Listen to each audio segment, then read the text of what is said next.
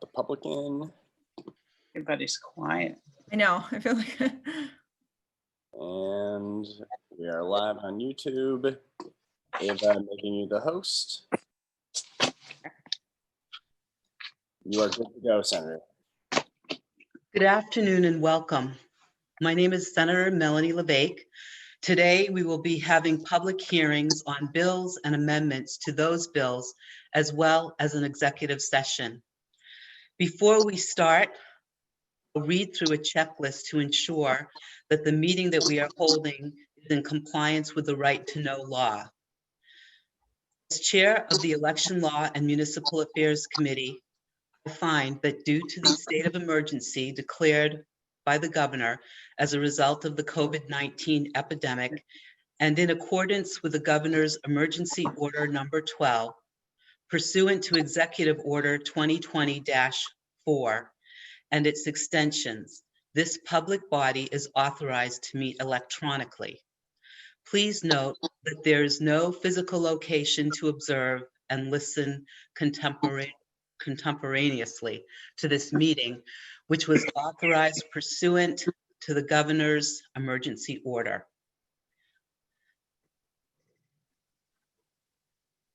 In accordance with the emergency order, I am confirming that we are providing public access to the meeting by telephone, with the additional access possible by video and other electronic means.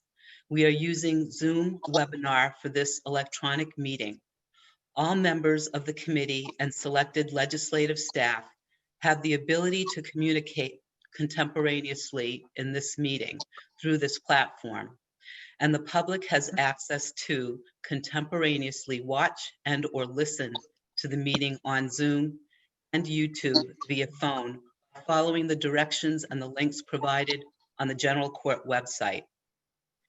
We have provided public notice of the necessary information accessing the meeting, the Senate calendar. We are providing a mechanism for the public to alert the public body during the meeting if there are problems with access. If anyone has a problem, please email remotesenate@leg.state.nh.us or call 603-271-3043. In the event the public is unable to access the meeting, we will adjourn and reschedule. Please note that all votes taken during this meeting shall be done by roll call vote. Finally, let's start the meeting by taking a roll call attendance. When each member states their presence, please also state where you are and if anyone else is in the room with you during this meeting, which is required under the Right to Know law. I'll call the roll. Senator Regina Birdsell. I'm in my office alone in Hampstead here. Thank you. Senator James Gray. I am at home, alone in the room. Thank you. Senator John Morgan. Can't hear you. Technical difficulties. I'm in my home in Brentwood and currently alone, but that could change at any moment. Thank you. Senator Sherman.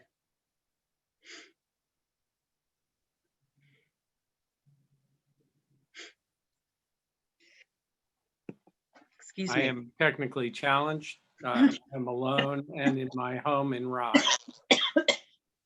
Thank you, Senator Sherman. And I am Senator Melanie LeVake. I am in my home in Brookline. I am alone in the room, but not alone in the house. Okay, having completed the roll call, I would like to start by saying the Pledge of Allegiance and then a 15-second moment of silence. You can unmute for the Pledge of Allegiance, at least some of you. All right. I pledge allegiance To the flag of the United States of America, States of America. and and to to the the republic republic for which it stands, One one one nation, nation, under under God, God, indivisible, indivisible, with with liberty liberty and and justice justice for all. all. In a moment of silence, please.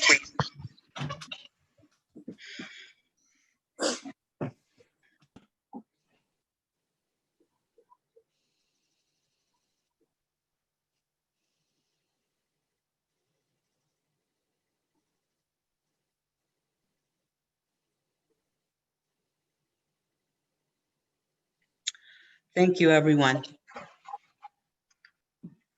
Okay, let's get started. Mhm. So we have our first bill is House Bill 1111. Representative Grote is not with us today because he's at the Whitmore Center voting. And Senator Birdsall, would you please bring this bill out? Thank you. Not a problem. For the record, my name is Regina Birdsall, State Senator for District 19, the towns of Derry, Hampstead, and Windham. And I'm here to present House Bill 1111, an act establishing a commission to study the removal of unused utility poles following the transition of equipment, lines, and cables to new utility poles. Thank you very much. Does anyone have questions of Senator Birdsall? Please no. Seeing none, thank you very much, Senator Birdsall. And we'd like to open up to questions from speakers on the bill. All right, so the first person we have signed up to speak is Maura Weston. The first and only, I should say. Okay. This is Maura. Can you hear me? Yes, hello. Hello. My apologies. I'm actually intending to speak to the amendment, as I believe it is a replace all amendment. Okay, thank you. Thank you. We'll call you back again shortly. Wonderful. Thank you. Right, so as I mentioned, Maura Weston was the only individual signed up to speak. However, if there is anybody who would like to speak to the bill, please feel free to raise your hand virtually. And if you're on the phone, please feel free to dial *9, and that'll also raise your hand. And Senator LeVake, I don't see any hands at this time. Thank you very much. In that case, we will close the hearing on House Bill 1111. And I'd like to open the hearing on the amendment 1339S and call the prime sponsor, Senator Jay Kahn, to introduce the amendment. Welcome, Senator Kahn.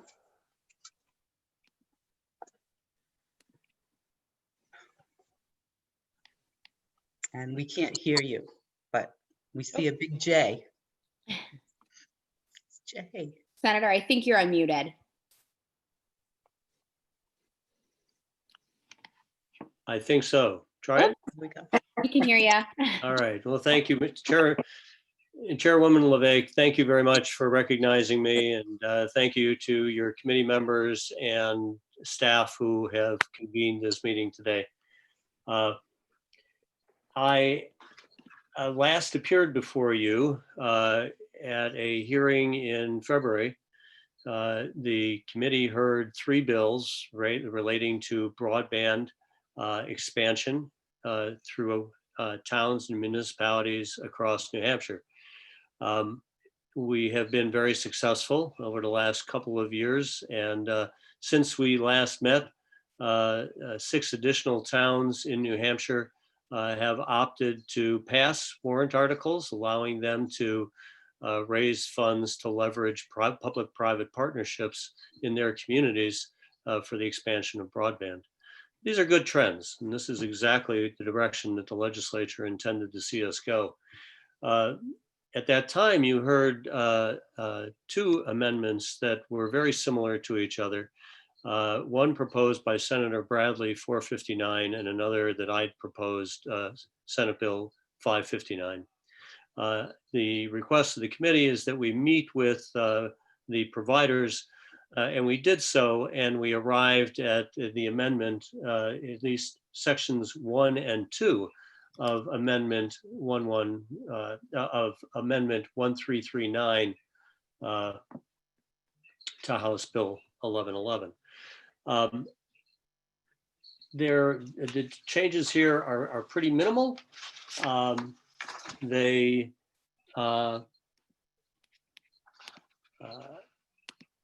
are mostly in section 2, and they address that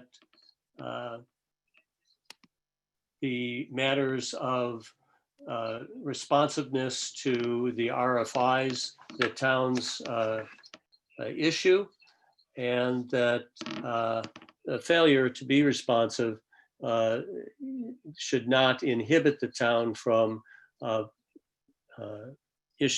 going forward with an RFP to provide service in an area that might have been served previously, but for which they've received no information from a vendor as to what locations are served. So this corrects something in the current statute that, and all parties have agreed to this. Where we've got confusion is what's section 4 in the bill. And I want to just direct your attention to it.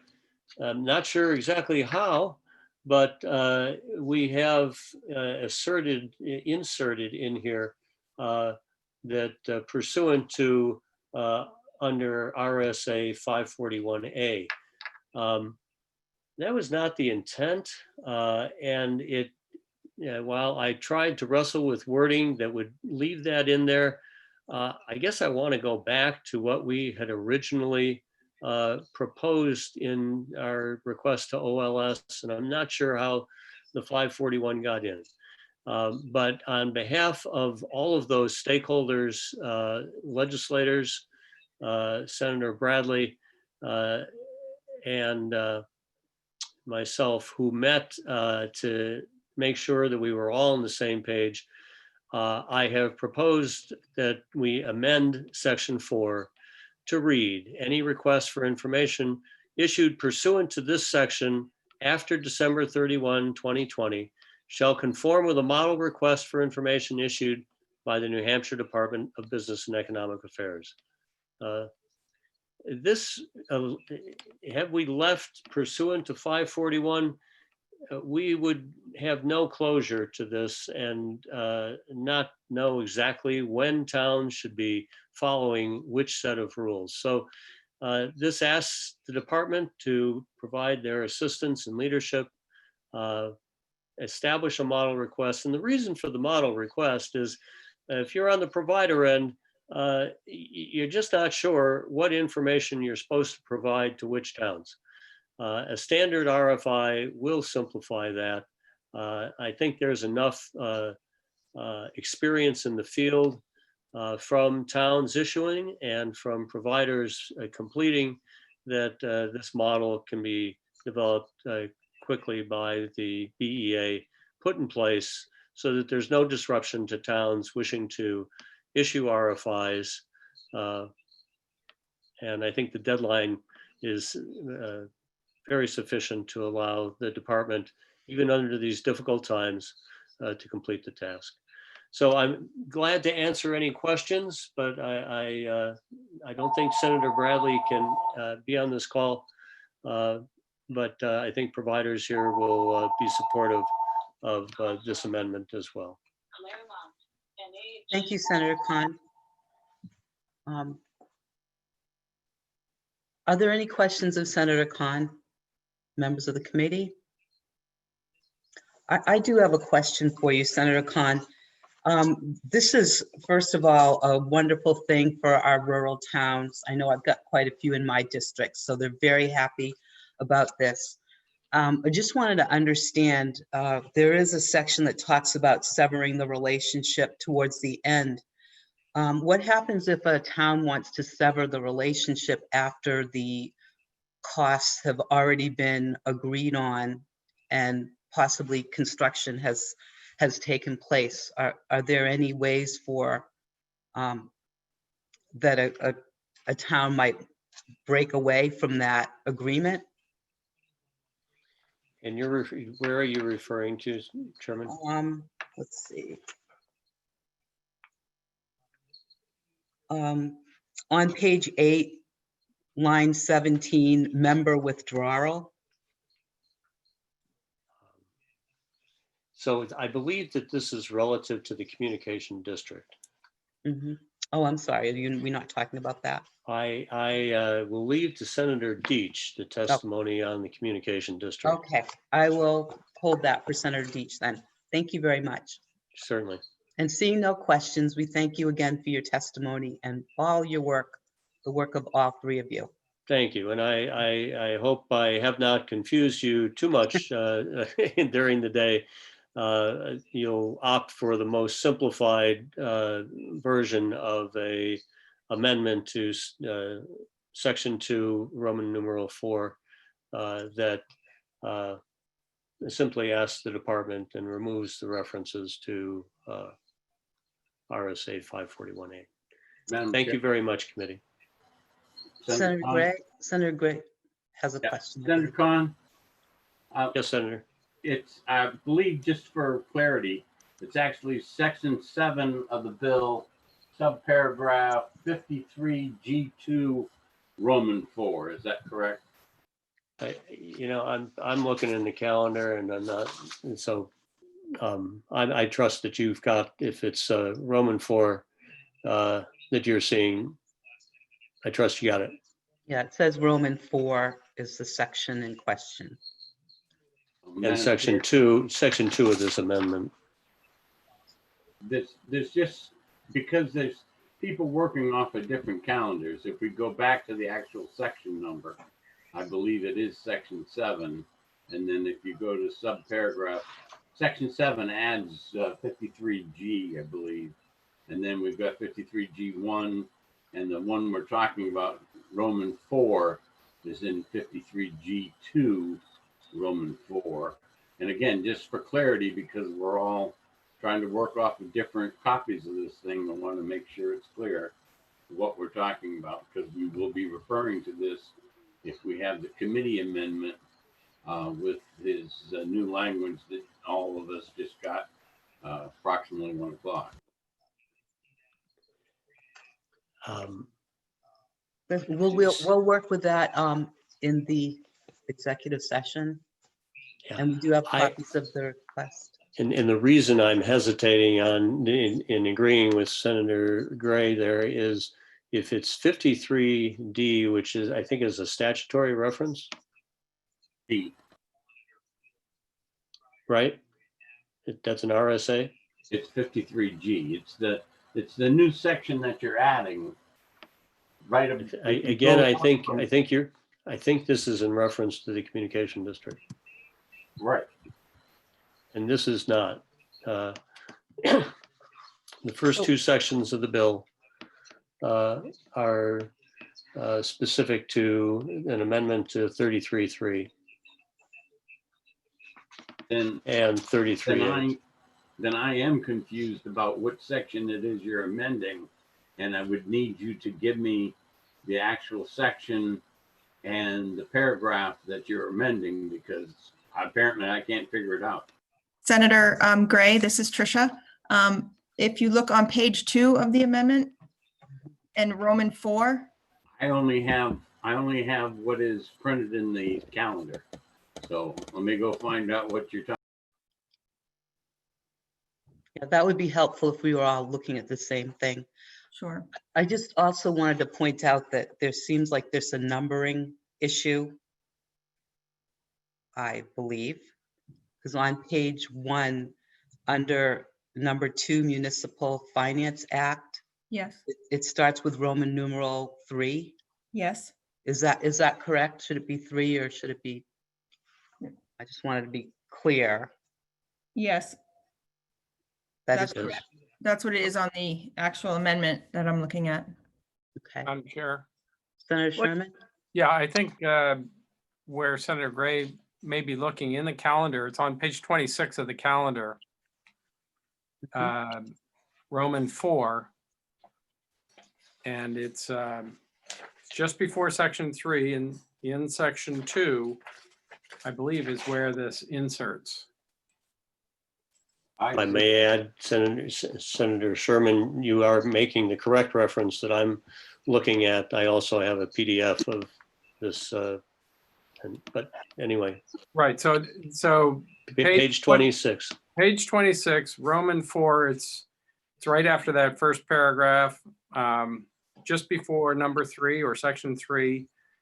And in the printed amendment PDF version, it's page 2, line 5 through 8. I've got it now because it's section 2 of the bill. And then it's Roman 4 under that. No matter which copy you have. Right. Yes. So can I just, sorry, so I could just clarify, what I have is the printed out version of the amendment, and Senator Khan, what you're doing is replacing what's there in section 4 with the paragraph, the new paragraph, section 2, paragraph 4. Is that correct? That's correct. Okay, got it. Thank Okay. Senator Gray, are you all set? Yep. Okay, thank you. Thanks for pointing out that we're looking at different copies, so that makes a difference. So thank you, Senator Khan, for your testimony. We'll look at this further at exec session. Thank you very much. You're welcome. Okay, next, Madam Chair, we have Senator Deitch. Welcome, Senator Deitch. Hello, Hello. see you all, and thank you very much for hearing my testimony today. Though you have already heard this bill in its Senate form. And I have to say, Senator Gray, I wish that we had followed your advice. And you said something like, strike while the iron is hot, and we could have passed it at the time. But as we didn't, this bill is part of the bill that I'm talking about is the telecommunications district portion of the amendment, which is section 1. And the telecommunications district, of course, is similar to a sewer district in that it allows towns to combine in order to raise money. And that can be done by many different ways. They have the option of bonding if they like, but that is not a requirement. They can look for grants, they can raise money privately, or they can borrow through other mechanisms, municipal bonds and so forth, or general bonds, corporate bonds. So the purpose of this is to let communities get together. And in answer to your question, Senator Levesque, it is up to the towns to define the rules whereby they break up. So it is up to the towns who come together to define the rules for breakup. Okay. Thank you. As far as I just want to point out, we've had many discussions of the necessity of broadband, and I don't think I have to repeat that. COVID has made this even more clear than it was before. But I did want to remind everyone who might be listening that this really helps all towns, not just rural towns. By giving broadband to rural towns, we make the housing in those areas more desirable. Right now, we have a situation in which our viable housing is very constrained by the fact that we have, in maybe as much as 10 or 15% of our housing stock doesn't have adequate broadband. And so that raises the price and the demand and puts pressure on other areas to increase development, and it makes affordable housing less possible.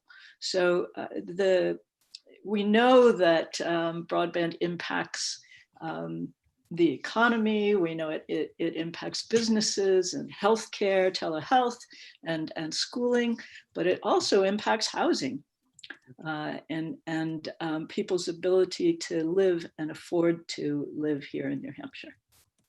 Thank you very much for hearing my testimony. And I also want to point out this is a bipartisan bill.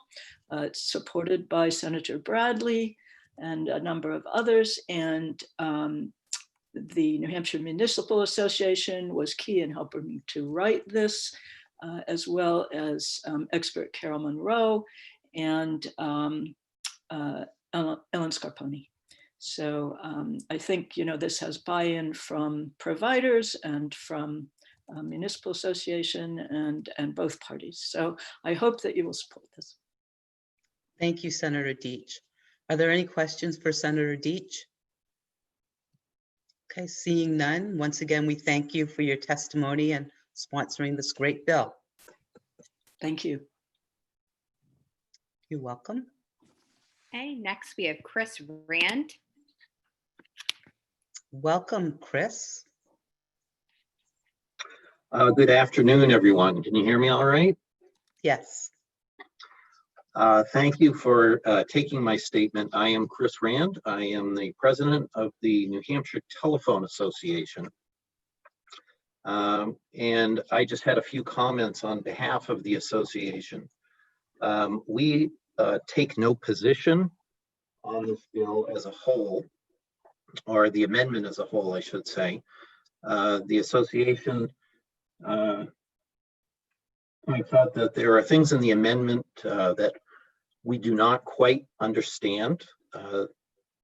One section was removed that dealt with a central location for the information to be held.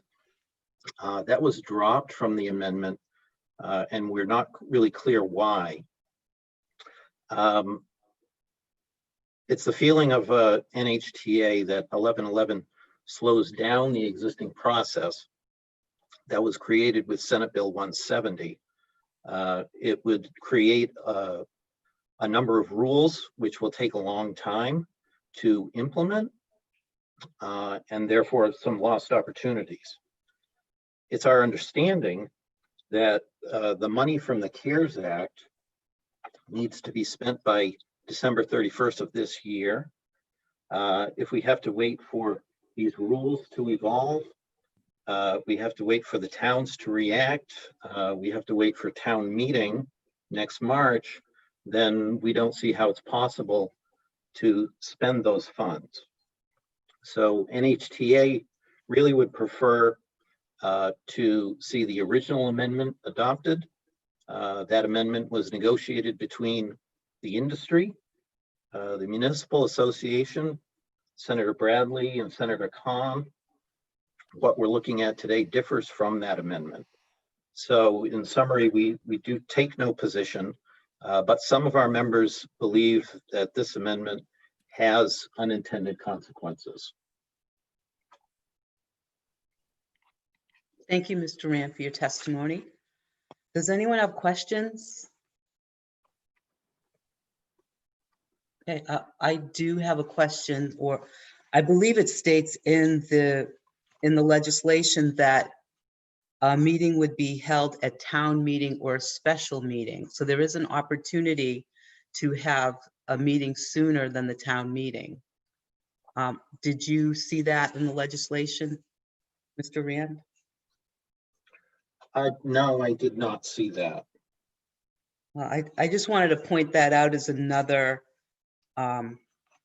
it's not a roadblock because there is the ability to have a special meeting, which I would think that a town would want to do that. Many of them have their own telecommunications committees working on broadband. Sure. Okay, all right. I have no further questions, and I thank you very much for coming and for your testimony. Thank you. And Ava, do we have anyone else? Yes, next we have Maura Weston. Okay. Oh, welcome again, Maura. Thank you very much. Can you hear me? Yes. Wonderful. My name is Maura Weston, and I am testifying today on behalf of the New England Cable and Telecommunications Association, which is a 5-state regional trade association representing substantially all private cable telecommunications companies in New Hampshire, Connecticut, Massachusetts, Rhode Island, and Vermont. In New Hampshire, our member companies are Atlantic Broadband, Charter, and Comcast. Collectively, our members offer service to more than 650,000 homes and businesses with broadband, video, voice, home security, and home automation services. We appreciate the opportunity to testify. We have submitted written testimony for the record, so I will try to be brief in my remarks. I'd like to preface our comments on the bill by saying that NECDA's members are very much committed to expanding internet access for individuals and families who need it most, including low-income families and those students now taking classes from home. Our members have gone to great lengths to support those needs. For example, by providing 60 days of free access to broadband, providing Wi-Fi for thousands of low-income families in New Hampshire, opening thousands of Wi-Fi hotspots to anyone needing access, and continuing their commitment to no service disconnections or late fees while giving customers unlimited data. For years, our industry has had low-income internet programs. However, given COVID, they've been greatly expanded. So it is with that commitment in mind that we offer remarks. We appreciate the opportunity to have worked with Senators Khan and Bradley and the stakeholders on the negotiated amendment coming out of Senate Bill 559 and Senate Bill 459. We did attach that agreed upon amendment, that language, to our written testimony. And I believe that Senator Khan's suggestion that Roman 4 be amended to read, any request for information issued pursuant to this section after December 31 shall be based upon a model request for information issued by the New Hampshire Department of Business and Economic Affairs, gets us closer to what we had negotiated, and we really appreciate that language being adopted in lieu of the rulemaking provision. So thank you for that. We would still like to see the inclusion of the provider list that was to be maintained by BEA, as we thought that would help to facilitate the RFI process to help engage providers and encourage timely responses as well. I'll now move on to the second portion of the bill relative to communications districts. NECDA believes that allowing towns to pool resources does not alleviate density issues, nor does it make projects that are economically unviable viable. So we have concerns about this portion of the bill, or the amendment. As drafted, this amendment provides one type of provider, which is a government-owned and operated one, special rights and concessions, including access to public funds and taxpayer money, government-issued bonding, immunity from litigation, seemingly special tax status, and the ability to use taxpayer resources from inside the district to expand into areas outside the member municipalities. Still, in that language, the amendment does not require communications districts to serve locations that are unserved. Our industry has been laser focused on trying to support and build out to areas that are unserved, and we believe that needs to be the focus of New Hampshire's efforts. Further, the track record of government-owned networks is riddled with inefficiencies and failures. We have seen many examples. The history of government-owned networks is littered with failed projects that frankly took years to get started and were a waste of public funds. We believe that some supporters have suggested that they could and work with, that they could and would work with private providers, but we think that the way this is drafted, the intent is clear that this is to facilitate districts that own and operate their own networks. And we in our industry recognize that building, maintaining, and most importantly, upgrading A broadband network is a complex endeavor requiring ongoing and enormous funds and experiences. We feel strongly that the approach included in this amendment does not reflect the reality of current broadband deployment or the economics of building broadband to sparsely populated areas. NECTA members face competition everywhere we serve, and we embrace it. But a government-sanctioned competitor is a different story, and the competitive playing field is inherently tipped with the creation of these providers. We hope that the Senate will rethink its approach and recognize that communications districts are not the best solution for what we perceive to be immediate broadband needs. And with that, I will conclude my testimony. I'm happy to answer questions if I can. Thank you, Ms. Wilson. Does the committee have any questions?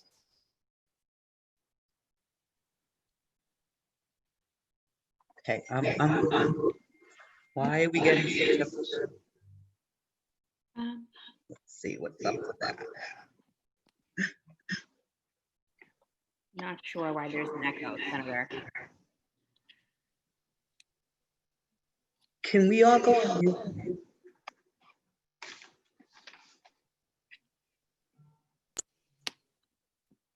Sometimes that happens when you have both the computer and the phone up. I don't know. Yeah, I've only got, well, it seems okay now. Oh, you, yeah, it seems okay. Perhaps if Ms. Weston, if you on mute, it's fine. And then when you want to answer, you can unmute.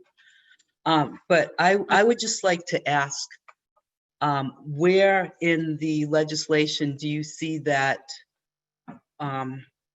that providers like the NECT are not allowed to participate? Is that what you're saying?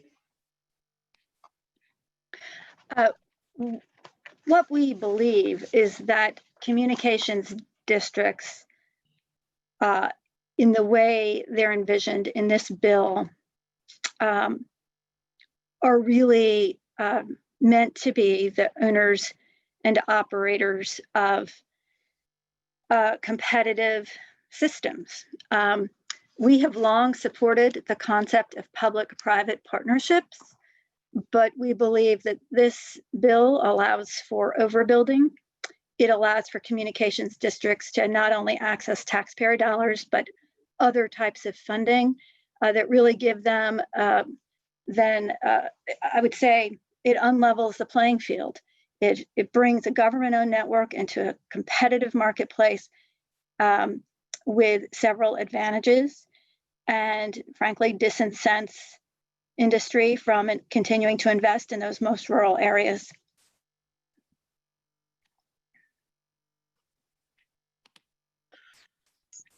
So are you saying that they're not able to, that you're not able to compete in these areas?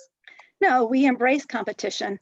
However, government-owned networks have significant advantages. We go to the private markets for capital. We raise capital. We make initial capital investments and ongoing investments with upgrades. And this gives really municipalities the opportunity to use taxpayer dollars, general obligation bonds, to build competitive networks that are going to put those municipalities on the hook for not only initial capital investments, but ongoing investments and upgrades. We think it's risky, and there's a history of failure of government-owned networks. We don't believe it to be the best approach for New Hampshire and our taxpayers. Madam Chair. Senator Morgan. I believe Senator Deitch has some additional information to share with us. I completely defer to you, of course, if now is the appropriate time, but I just wanted to bring that to your attention. For the sake of this issue, I would like to introduce Senator Deitch to speak to this. Senator Deitch, you should be able, there you go. Thank you. I'm not sure if the last speaker has read the entire amendment, and I did not explain it in detail because I had already presented it to all of you, and and we had a favorable discussion. But I'll go back to the beginning and start with what this bill does, or this section of the bill, section 1 of the amendment does. So the purpose of this amendment is to let towns combine, not to run a network, which I'm not sure anyone wants to do. The purpose is to combine in order to create a separate district, and like a sewer district, the bonds that come out of the district do not go back to municipalities. This is based on a model that actually Carol Monroe, who's one of the writers of the bill, has used extensively and very successfully in Vermont. And what happens via this process is that a group of investors gets together, or a group of towns gets a grant. So the communications district may get its initial funding either from a grant, from a group of private investors, or from some other mechanism. But this entity is run as if it's a separate corporation. And it's a corporation whose purpose is to expand broadband into the area and into the most rural areas, just as has been done in Vermont.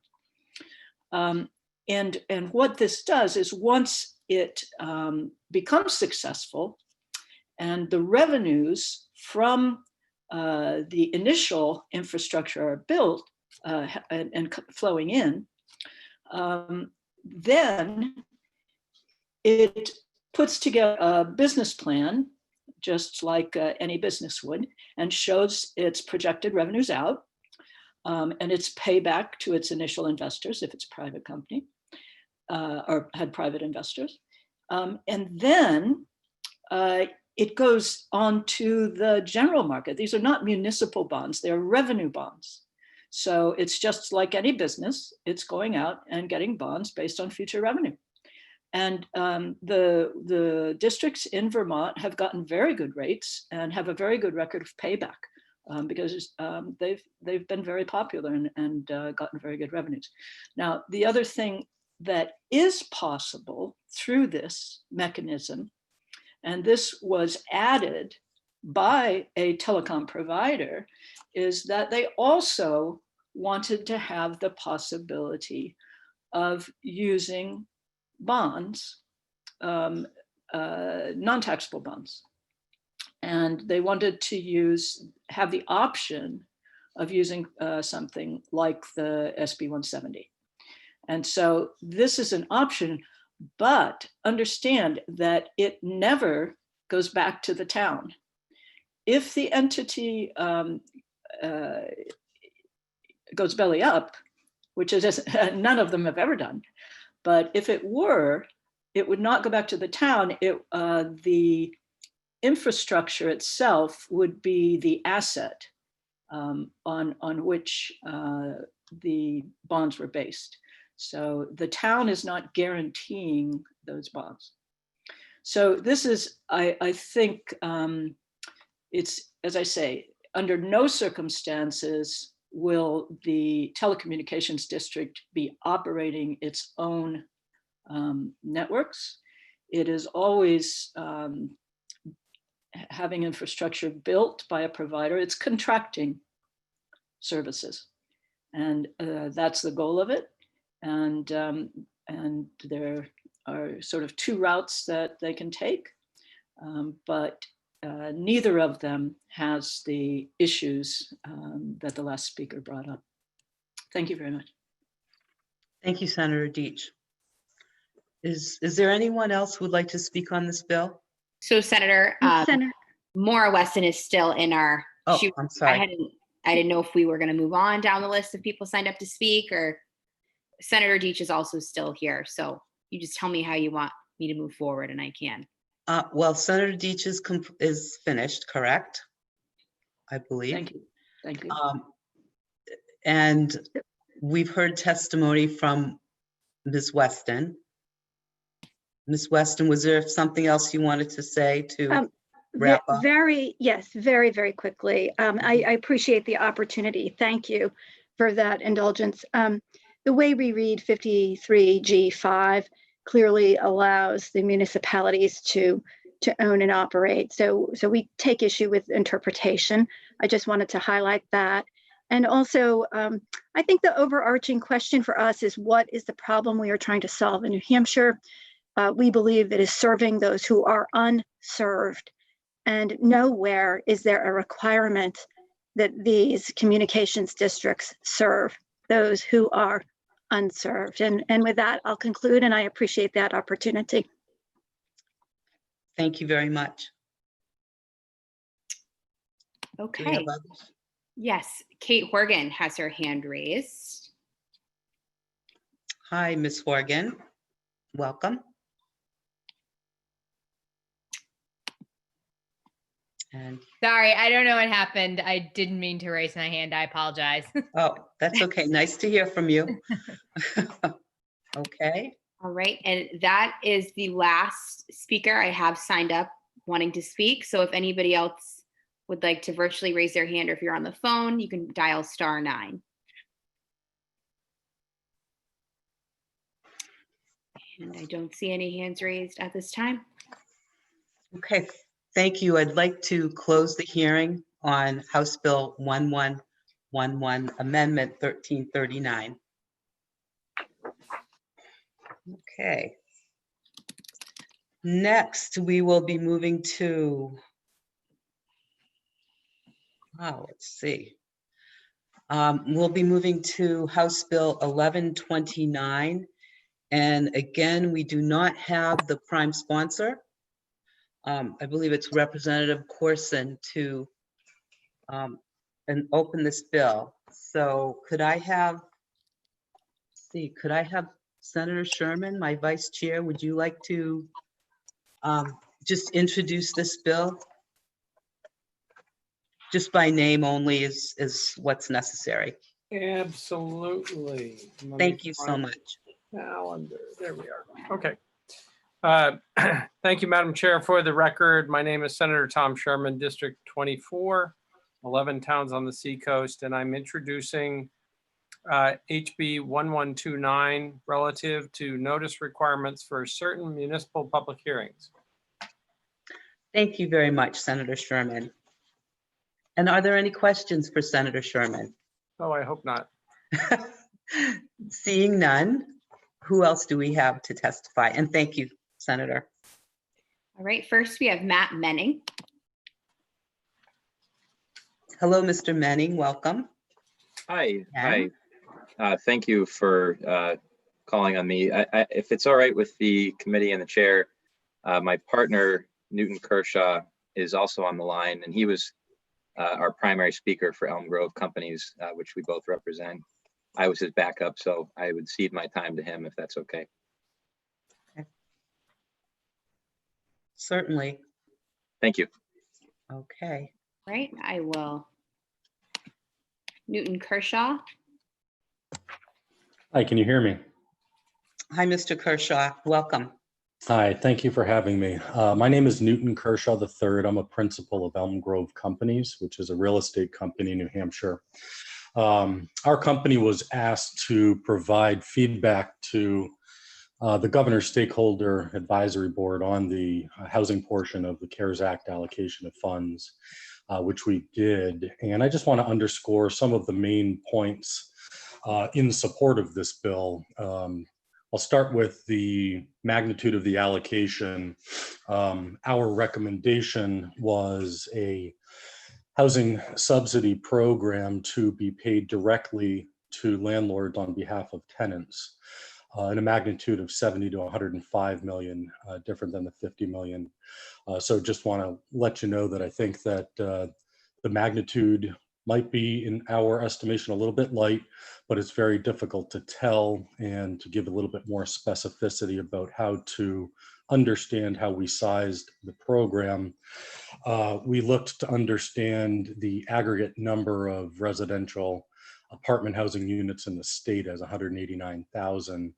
And we looked to understand the impacts that COVID would likely have on reduced collections when those impacts were felt. And let me qualify that. What I mean by that is that right now, we as a company, and I polled about 10 or 12 other owners that in aggregate own about 10 to 12,000 apartment units. We control about 1,500. In April and May, we've yet to see reductions in collections, but we believe that current national fiscal stimulus in 3 parts is really buffering that for the time being. Those 3 things being direct payments to residents, as well as the payroll protection program, where for a period of 8 weeks, folks that might otherwise be underemployed or unemployed still have a source of funds to make their rental payments. And then also those that are on unemployment with their $600 a week supplemental, again, providing a source of funds for rent to be paid that otherwise might not be paid. The latter program sunsetting July 31st. So our concern is for later in the year when those programs sunset, what that reduction in collections could be. And in polling the business community, the general consensus was that 15% reduction in collections at the minimum, potentially up to 30% depending on the severity, could be seen. And so as a 2 to 3 month safeguard of a 15% reduction in collections on those 189,000 rental units with an average rent of $1,251, that's how we derived a program sizing of 70 to 105 million.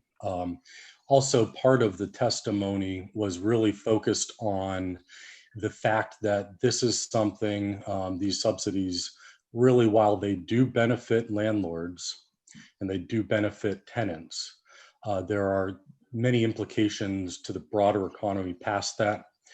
Sources and uses of funds, right? So does the resident have the ability to pay the landlord?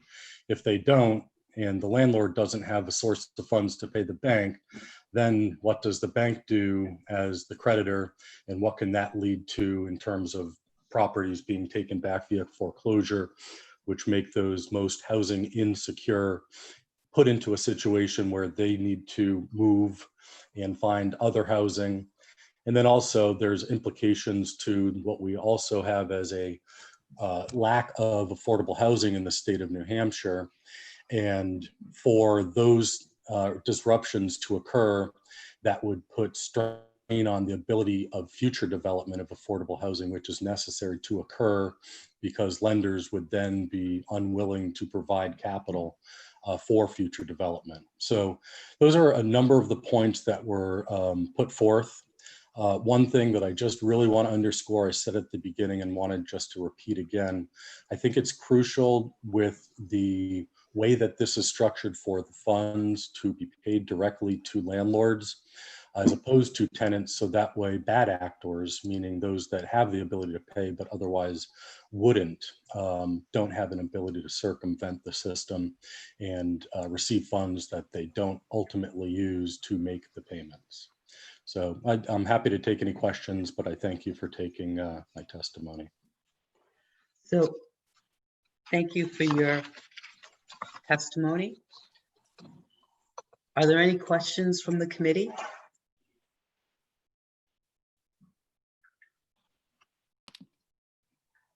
I'm sorry, I don't see any committee members raising their hands, so. Thank you for your time. Thank you for your testimony. Okay, next we have Cordell Johnston. Thank you. Welcome, Mr. Johnson. Thank you, Madam Chair. Can you hear me? Yes, we can hear you. Okay, you can't see me, can you? Good.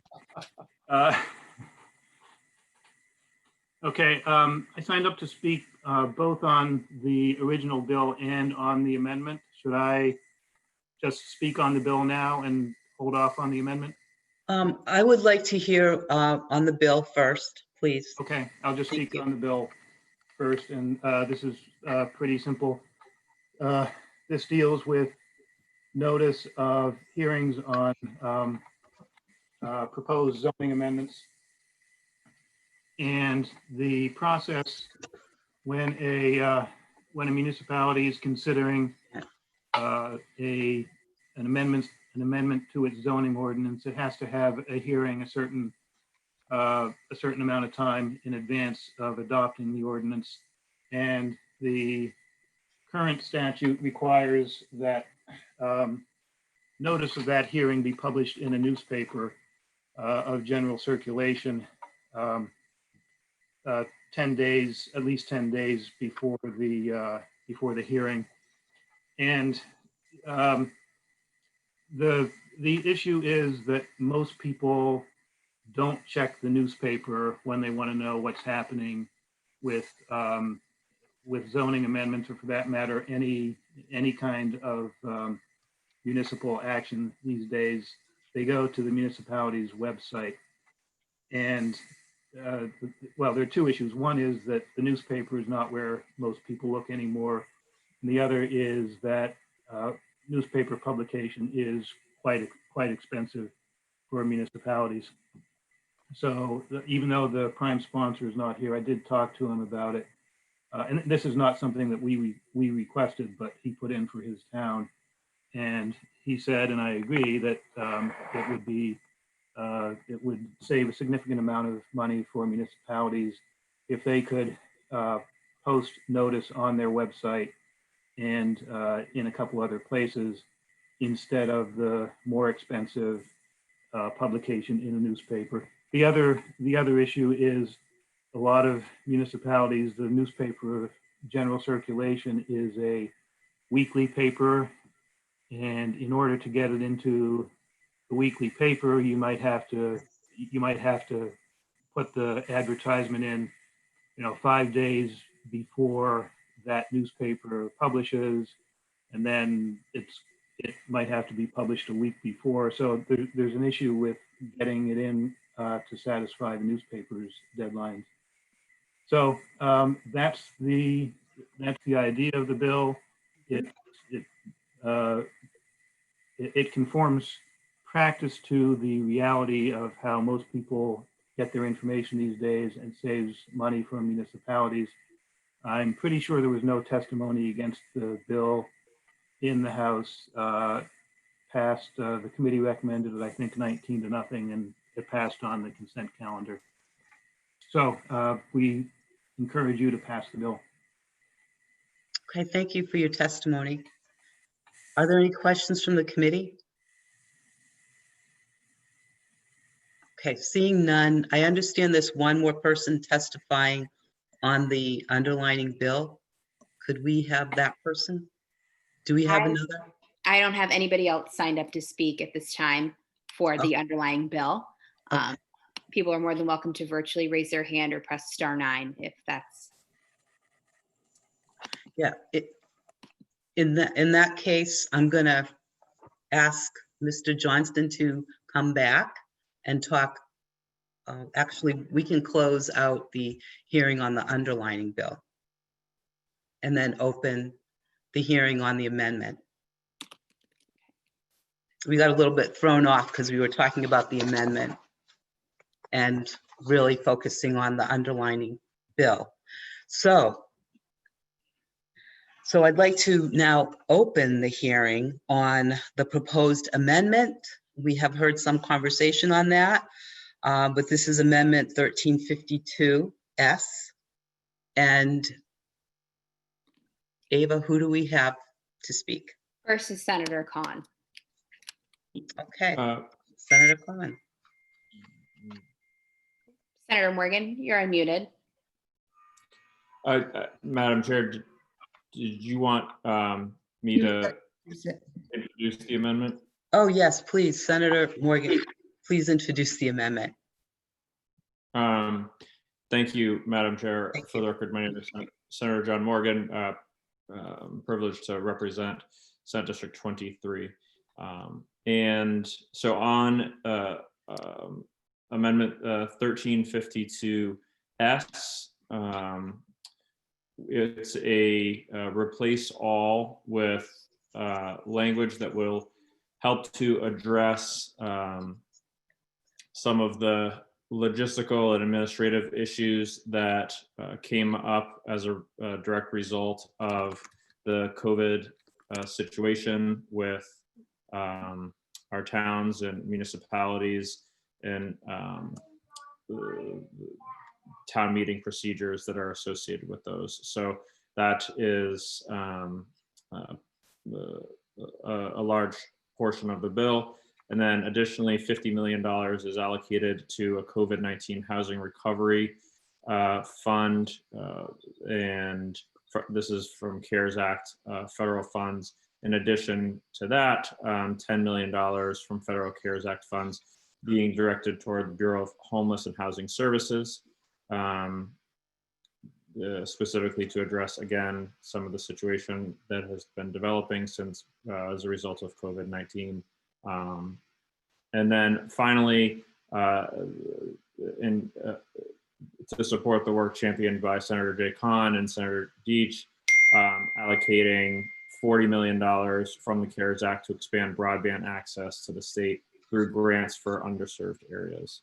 And Madam Chair, during executive session, there will be a handful of small language changes that that I'll be bringing forward as a result of conversations with Mr. Johnston and NHMA and also Senator Kahn. So with that, I will conclude my testimony. Okay, thank you, Senator Morgan. Are there any questions for Senator Morgan? Okay, thank you again. I would like to say that we have a number of speakers and I'd like to have a 3-minute limit. So we're going to have people speak, and at 2 minutes, Ava will give you the, you have 1 minute left sign, the high sign, so that you'll know that you can wrap up. Thank you all for that. And Ava, who do we have? Now Senator Khan. My apologies. Okay. Welcome, Senator Khan. Thank you, Madam Chair. Jay Kahn from Senate District 10, living in Keene, at home by myself. I think Senator Morgan has already got information, and it has to do with the last Section 7 in your bill, but I just wanted to, I signed up and I'm glad that he's prepared to offer a change. It suggests there that broadband support, the administration there, would be by the Telecommunications Division of the PUC, and I would ask the committee to consider replacing that with the Community Development Finance Authority. I've had discussions with both agencies, and both feel that the CDFA is in a better position to be an administering body. I would compliment Senator Morgan on bringing this forward. We have certainly found that public funding, not just in New Hampshire, but in any state, is a real key to unlocking private investment when we're talking about unserved communities, communities that lack broadband as defined by the FCC. And this relatively small amount, when leveraged with what towns are capable of investing and what private carriers are able to provide in public-private partnerships, I think can move the state in the directions where when we face a need for employees to go to remote work, when telemedicine is going to be such a vital part of our healthcare system in the future, and where the remote learning is also going to be a constant in our future learning in K through 12 as well as higher education. It's just essential for our state to be competing statewide and not confining the access to the larger communities in our state. It really works against the kind of rural-urban partnership that we've got through New Hampshire. I strongly support this allocation and ask the committee to make a small amendment there to have the administering body be the Community Development Finance Authority. And thank you, Senator Morgan, for taking that under advisement. Madam Chair, that concludes my testimony. Thank you, Senator Khan. Are there any questions for Senator Khan? Seeing none, thank you again. Okay, next we have Elliot Berry. Welcome, Mr. Berry. Thank you, Ms. Chairman, members of the committee. My name is Elliot Berry. I'm the Director of Housing Justice at the New Hampshire Legal Assistance. I have been representing low-income tenants for more than 40 years. I want to address I think the entire housing-related bill is highly worthy of support, but I want to address my remarks particularly to the $50 million for homeowner and rental assistance at New Hampshire Housing.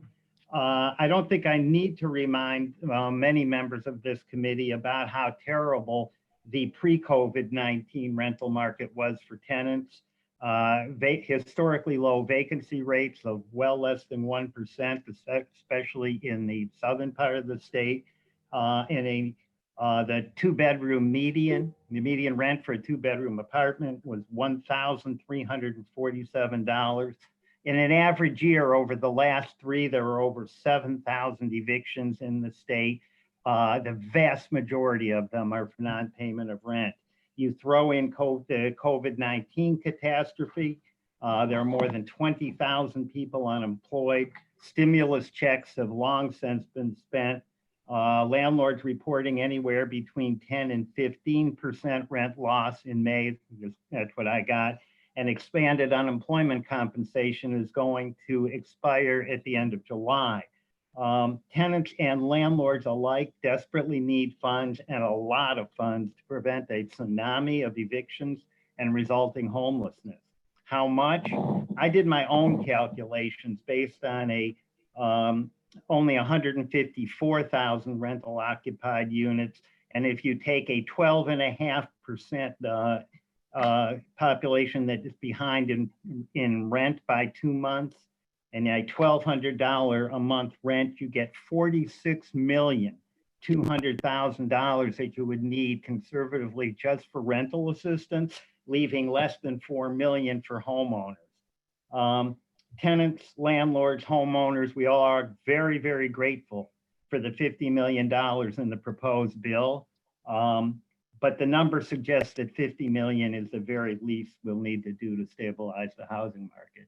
And thank you very much.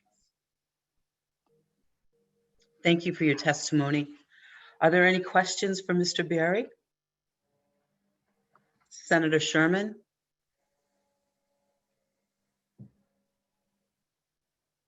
Thank you, Madam Chair, and thank you, Mr. Berry, for testifying.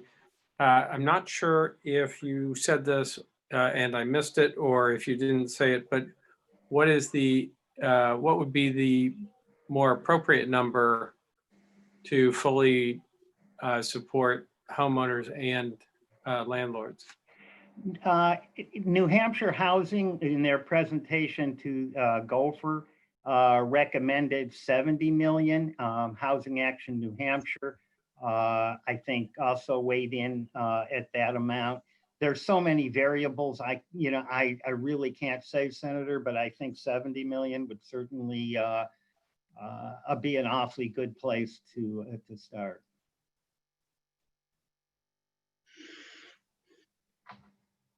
Are there any other questions?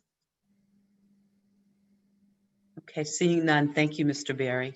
Thank you. Okay, next we have Nick Norman. Hello, Mr. Norman. Hello, I assume you can hear me okay now? Yes. Okay, awesome. Thank you very much for the opportunity to speak with you. My name is Nick Norman. I'm the Director of Legislative Affairs for the Landlord Tenant Law Legislative Initiative and the Government Affairs Chair for the Apartment Association of New Hampshire. We follow and are in contact with landlords throughout the entire state, anything that goes on legislatively. Our readership is in the neighborhood of about 4,000 landlords throughout the entire state. We have a core team of people that respond to legislation, and when I bring you things, I bring you a composite analysis from many landlords. We support the provisions of this amendment that would add for a rental assistance fund.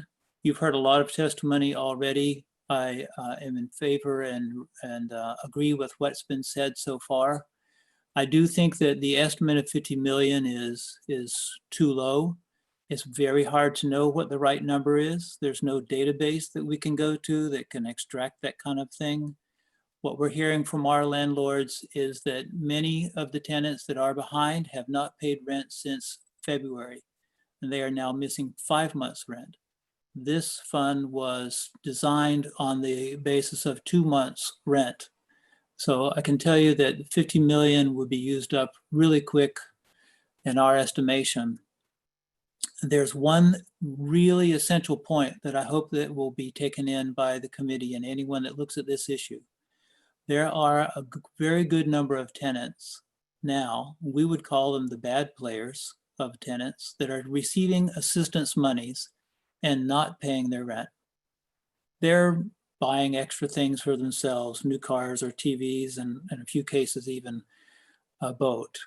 So we know for a fact that there are many of the tenants receiving stimulus monies and not paying rent. So what would be essential is that this program of rent stimulus would be modeled after something like fuel assistance. Fuel assistance has worked for decades, very reliably. The system there pays money directly to landlords. There's a documentation procedure that credits it towards the tenant's rent. And it's very important that the tenants get the assistance and that money follows through down the chain. When we first met with the governor, that was our first recommendation to the governor, is to get stimulus money to tenants to pay rent paid to landlords. I hope that you realize there's a momentum of money where the tenant pays the landlord pays the mortgage, the landlord pays utilities, electric, gas, and oil, maintenance contractors, office staff, water and sewer bills, property taxes. Every person that the landlord pays others. There's a long chain of money with a positive domino effect. When the tenants get the assistance, and it's given to the landlords. There's also a very large number of landlords throughout the state that are commercial landlords in of the fact that they have more than 40. So sorry to interrupt, but it has been 3 minutes, Senator. Okay, so they need assistance too. I'll be very happy to take questions and would love to have you call me even after the meeting for any questions. Thank you, Mr. Norman. Are there any questions for Mr. Norman? Okay, seeing none, we'll go on to the next person to testify. Super. Next to testify is Alyssa Margolin. Hello, Ms. Margolin, welcome. Thank you. Good afternoon, Madam Chair, members of the committee. My name is Alyssa Margolin. I serve as Director of Housing Action New Hampshire. We're a statewide coalition of 80 organizations focused on improving state and federal policy so everyone in our state has a place to call home. Our membership includes affordable housing providers, homeless shelters, supportive housing providers, recovery housing providers.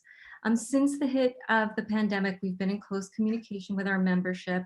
We've done some pulse surveys and we hold weekly Zoom meetings focused on the impacts of COVID-19, and we come together to identify needs and resources and form partnerships and seek solutions. Similar to the prior speaker from Elm Grove Properties, Housing Action New Hampshire has had the opportunity to present proposals to the Governor's Office for Emergency Relief and Recovery. We've presented to the Stakeholder Advisory Board and the Legislative Advisory Board. Our proposals included a rental stabilization program at 70 million, as Mr. Berry noted, a homeless shelter adaptation program at 25 million, a foreclosure prevention program at 5 million, and an affordable housing pipeline program at 10 million. I'm going to focus my comments though on the eviction prevention piece of the rental stabilization and the needs of the homeless shelters at this time. So as been noted, we're really concerned with what has been anticipated nationally to be on the brink of an evictions crisis. We've described this as the perfect storm. Others have said tsunami. I'm gonna stick to perfect storm because it's really the coming together of a number of concerns.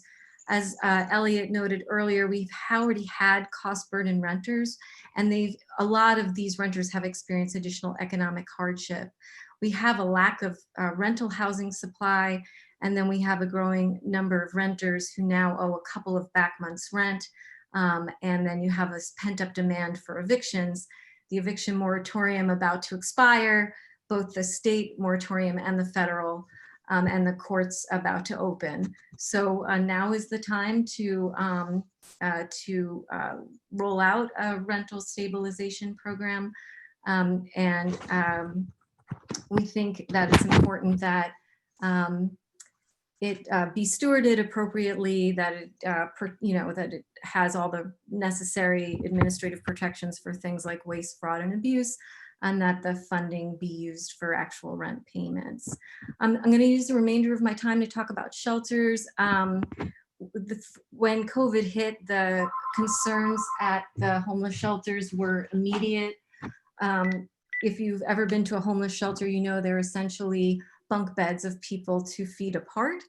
So social distancing wasn't possible. We worked together with the governor's office, DHHS, philanthropy, decompressed sites, found isolation quarantine. Sorry to interrupt, that's been 3 minutes. Okay. And I'm just going to ask you to just complete your thought on that, Ms. Margolin, and then. Sure, thank you, Senator Levesque. I'll be quick. Essentially what we're saying is we can't go back to the way things were for shelter systems, and this brings up an issue about the capacity of our emergency shelters in our state to serve the people who need emergency shelter. Based on calls through DHHS's Bureau of Housing Support, we estimate infrastructure improvements needs at about 75% of the state's 46 shelters. We've also lost all that soup kitchen capacity because those are mostly volunteer-based, so you need new meal distribution plans and new operations to serve a system that is in line with new public health protocols. Thank you for the opportunity to complete my testimony. Thank you. Are there any questions for Ms. Margolin? Senator Gray. Senator Gray?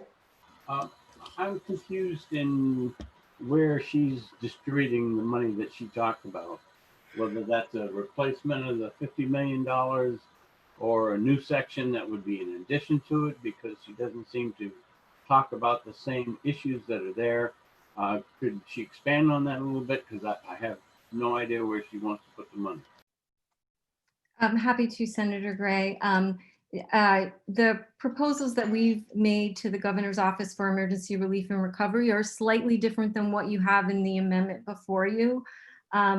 We would propose an eviction prevention program. We're not married to whether New Hampshire Housing Finance Authority administers that program or the Department of Health and Human Services. Both have the capacity to administer some kind of statewide rental assistance program. For the homeless shelter adaptation program, for the infrastructure improvements, we've proposed that go to New Hampshire Housing Finance Authority. And for any operations grants, we have proposed that would go through the Bureau of Housing Supports at DHHS. For the foreclosure prevention, we've proposed basically relaunching Home Help New Hampshire, which was a partnership established with New Hampshire Housing, New Hampshire DOJ, New Hampshire Banking Department, and 211 in 2009. And the pipeline program, where we recommend the Affordable Housing Fund to deal with projects in the pipeline. Thank you. Thank you, Senator Gray, and thank you, Ms. Margolin. Senator Sherman? Thank you, Madam Chair, and thank you, Ms. Margolin. I am just wondering, I know you've worked with the homeless shelters and soup kitchens extensively, and thank you for all that work. We heard from the prior speaker that people who are renting have spent much of their funds on boats and cars and other expenses. I didn't hear where the evidence of that comes from, but there was an implication that there was that the renters could not be trusted to pay their rent if they were given more money. Do you see a need for assistance that goes directly to the landlords, bypassing the renters? Or what do you think is the most effective formula for providing this assistance? Thank you for the question, Senator. Most of the members of Housing Action New Hampshire are landlords. And for those, they have been working with their tenants who have struggled to pay rent and have connected them with every resource available. We have not seen the kind of abuse articulated, but I will say that any system that's rolled out, particularly this large, should have checks and balances. And what I understand is already a practice. We have a very small eviction prevention program in the state that's administered by the 5 community action programs, CAP agencies, and 2 other nonprofits in our state, the Way Home and the Front Door Agency, is that the request comes from the tenant and is reviewed, and that the payment is made directly to the landlord. So the money doesn't go through the tenant, but the request comes from the tenant side.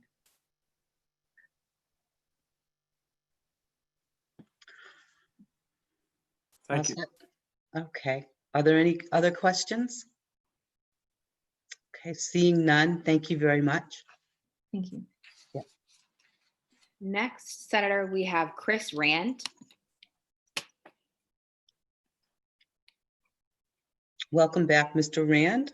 Thank you, Madam Chair. I am Chris Rand. I'm Vice President of Granite State Communications. And as I mentioned before, I'm also President of the New Hampshire Telephone Association, whose membership includes 11 voice and internet providers serving New Hampshire citizens and businesses.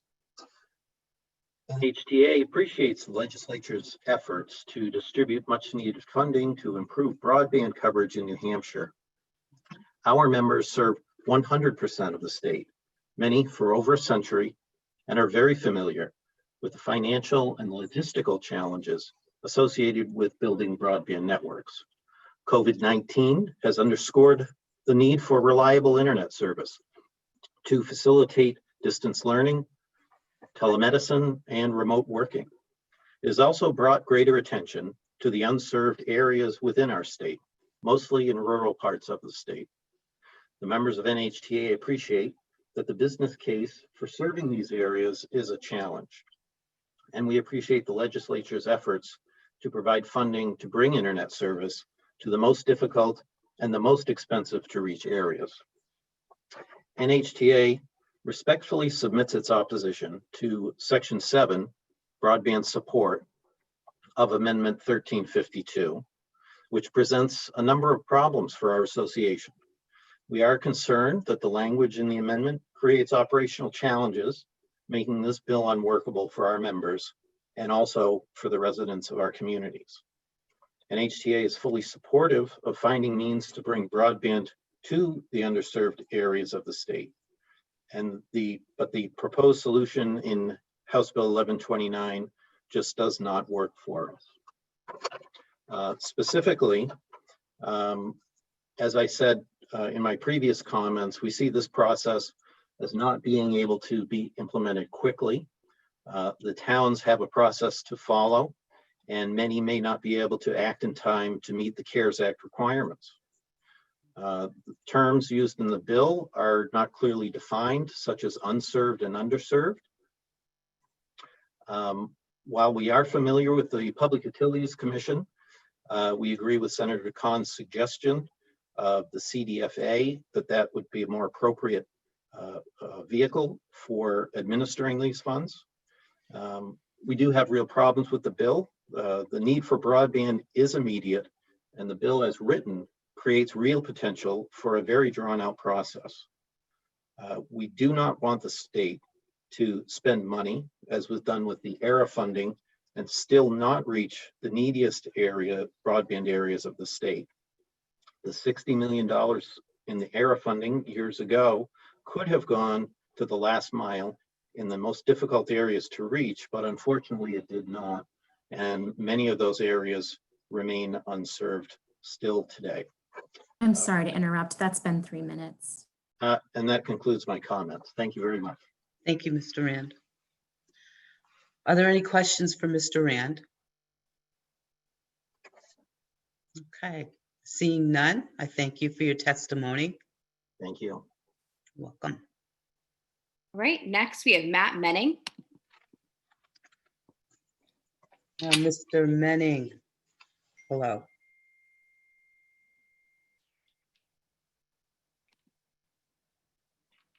And you are on mute.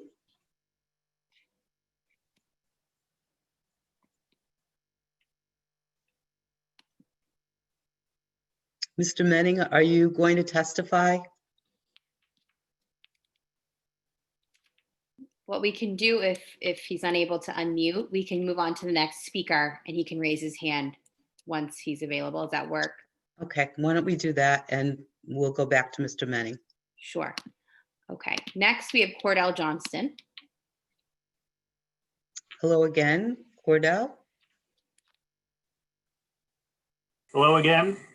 Cordell Johnston, representing New Hampshire Municipal Association, and I'm speaking in support of sections 2 and 3 of the amendment. We don't have a position on the rest of the amendment. I am hoping that you all received a copy of my letter in support of this, along with a proposed, some proposed technical changes to the amendment. But as I think you all know, a number of towns this year had to postpone their town meetings because of COVID-19 and the subsequent order limiting gatherings of 10 persons or more. And there's still, I'm not sure, maybe a dozen or 15 towns that have not held their town meetings, plus a number of school districts and village districts. So we had requested an emergency order from the governor authorizing an alternative form of town meeting. We're still, I have not given up hope that we might get that order, but we have not received it yet. So I appreciate the Senate's willingness to put forward this amendment that would authorize it. As I said, I submitted a letter in support with the proposed amendment, which I think it all speaks for itself. Basically, my amendment, one important thing that it does is it adds village districts in addition to towns and school districts. And beyond that, the major change is that it provides for, it allows for this method to be used for a town that has already had its deliberative session, but still has not yet had its official ballot voting session. And if the only thing that it needs to do is the official ballot session, then it only needs to take advantage of part of this procedure. And the other thing is that the section 2, which enables towns with May town meetings to spend money between the beginning of their fiscal year, which is July 1, and the date on which they're able to hold their town meeting. That is something that March meeting towns can already do. May meeting towns can't, and that's just because the legislature never anticipated that you would get beyond July 1 without having held a town meeting. But obviously there is a possibility that that will happen now. So section 2 simply gives May meeting towns an authority to spend money between the beginning of the fiscal year and their town meeting that March meeting towns already have. And that is going to be important for 7 or 8 towns, I think. I'm sorry to interrupt. That's been 3 minutes. Okay, and some village districts that still need to hold their town meetings. So that's all I have, and I would be happy to answer any questions. Madam Chair, Yes, Senator Sherman. I just, because Cordell is suggesting significant changes, could we allow him to be sure that he has fully explained the changes to us beyond the 3-minute limit? If He he did, needs more time? we should have those. He did send them all spelled out in a document. I have that document. I just. Okay. Yep. Okay. I just want to make sure you had it. I was hoping for an exception to the 3-minute rule if he needed more time to explain all these suggestions. Yeah, I would appreciate that, to succinctly explain the changes that you're looking for. Okay, I'm happy to do so. And there, although there's a fair amount of red on the document, it's just really a few things. As I said, first in the first paragraph in section 3, adding village districts. That's important because there are a number of village districts that have not held their meetings yet. And then after that, pretty much all of the remaining changes have to do with a situation where a town has had its deliberative session, and this would be an SB2 town, but has not yet been able to hold its election, or what we call the official ballot session. For example, the town of Merrimack, which is an SB2 town with an April meeting, had their deliberative session back in late February before the state of emergency hit, but was not able to hold its official ballot session in April when it would have otherwise. So I think they still have not held that. I'm pretty sure I'm right about that. So this would enable them to have the official ballot session, but they wouldn't have to go through the optional procedure for the deliberative session because they've already done that. The other thing is for those towns, May meeting towns, Hanover is one of them, Chester is another one. There are about 7 or 8 of those that have not held either of their sessions. These changes would make it clear that you can have your official ballot session and your business or deliberative session using this process. And even if the voters don't approve the process for the business or deliberative session, the official ballot session, the election results would still be deemed effective. Effective, not defective. And I think that's it. That's my explanation. Again, I'd be happy to answer any questions about them.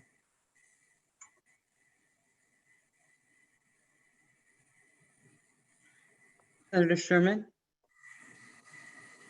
Thank you, Cordell. I think I connected you with 2 of my towns, Stratham and Hampton Beach Village District or Precinct.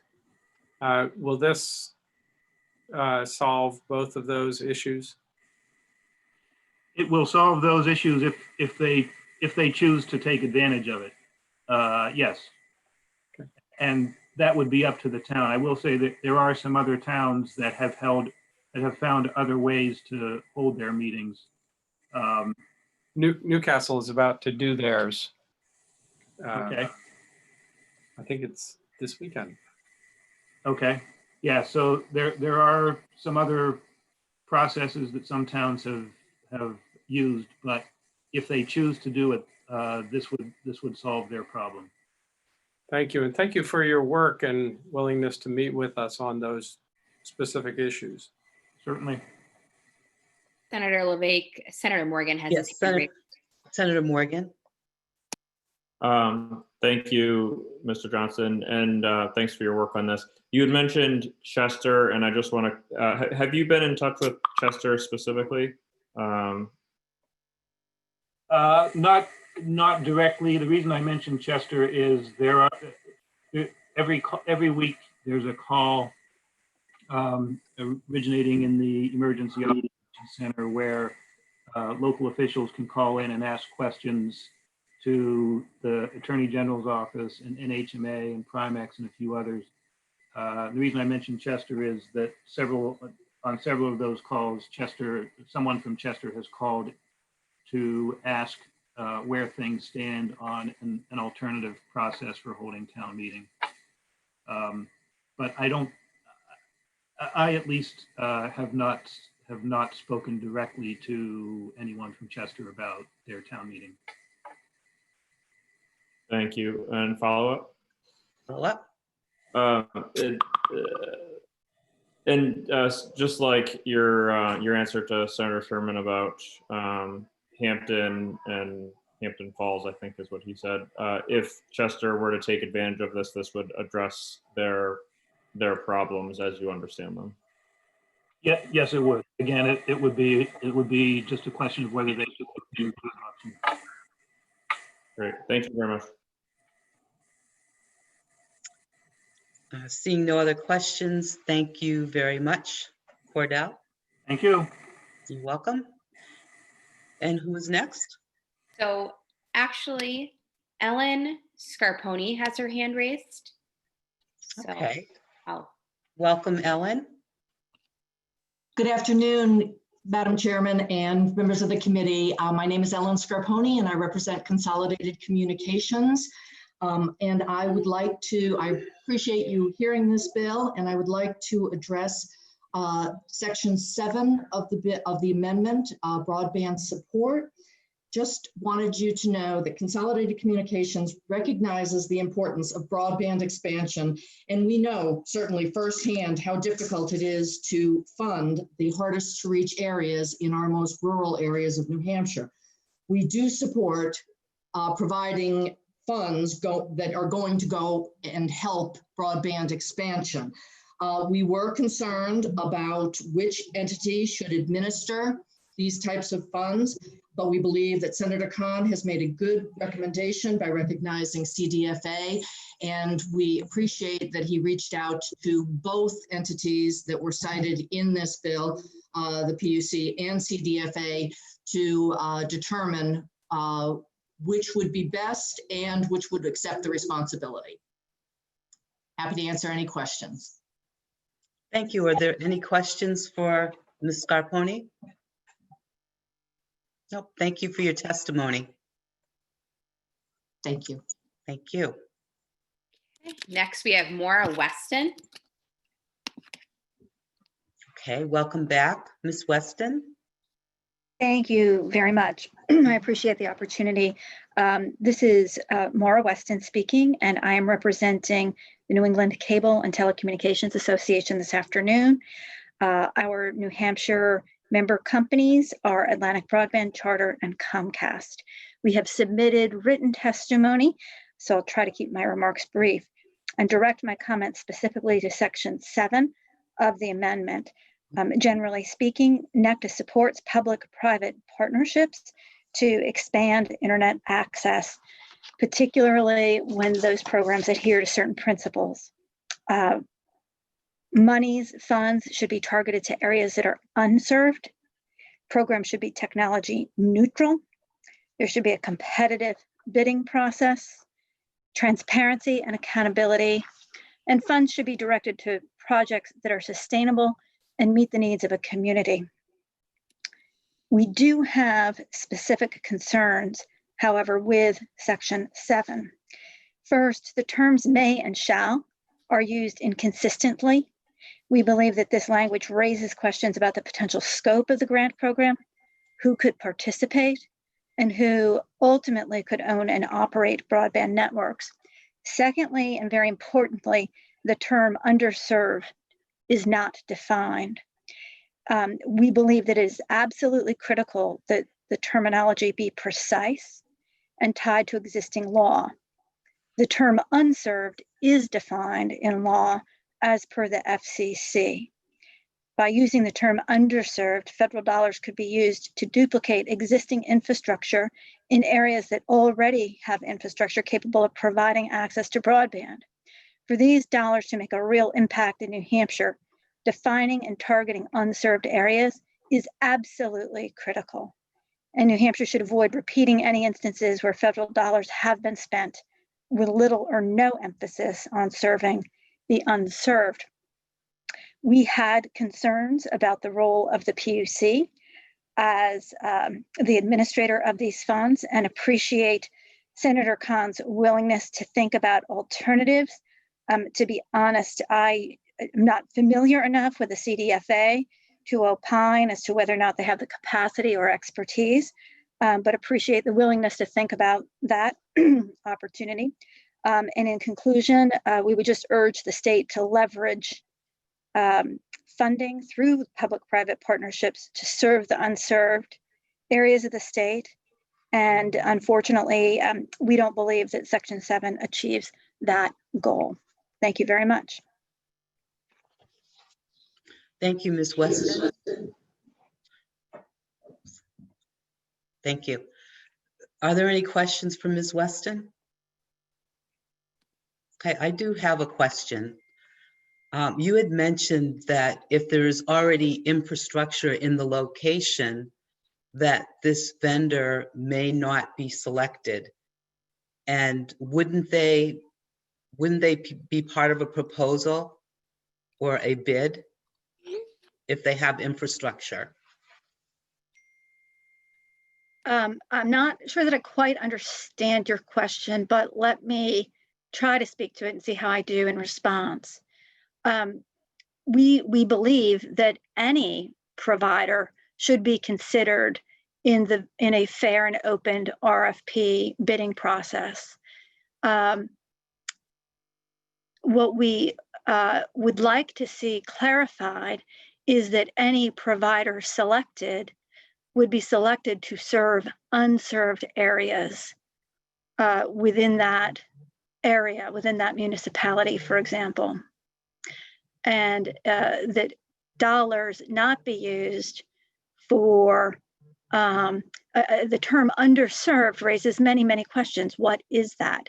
The term unserved is tied directly to the FCC threshold for advanced telecommunications capability, which is 25.3.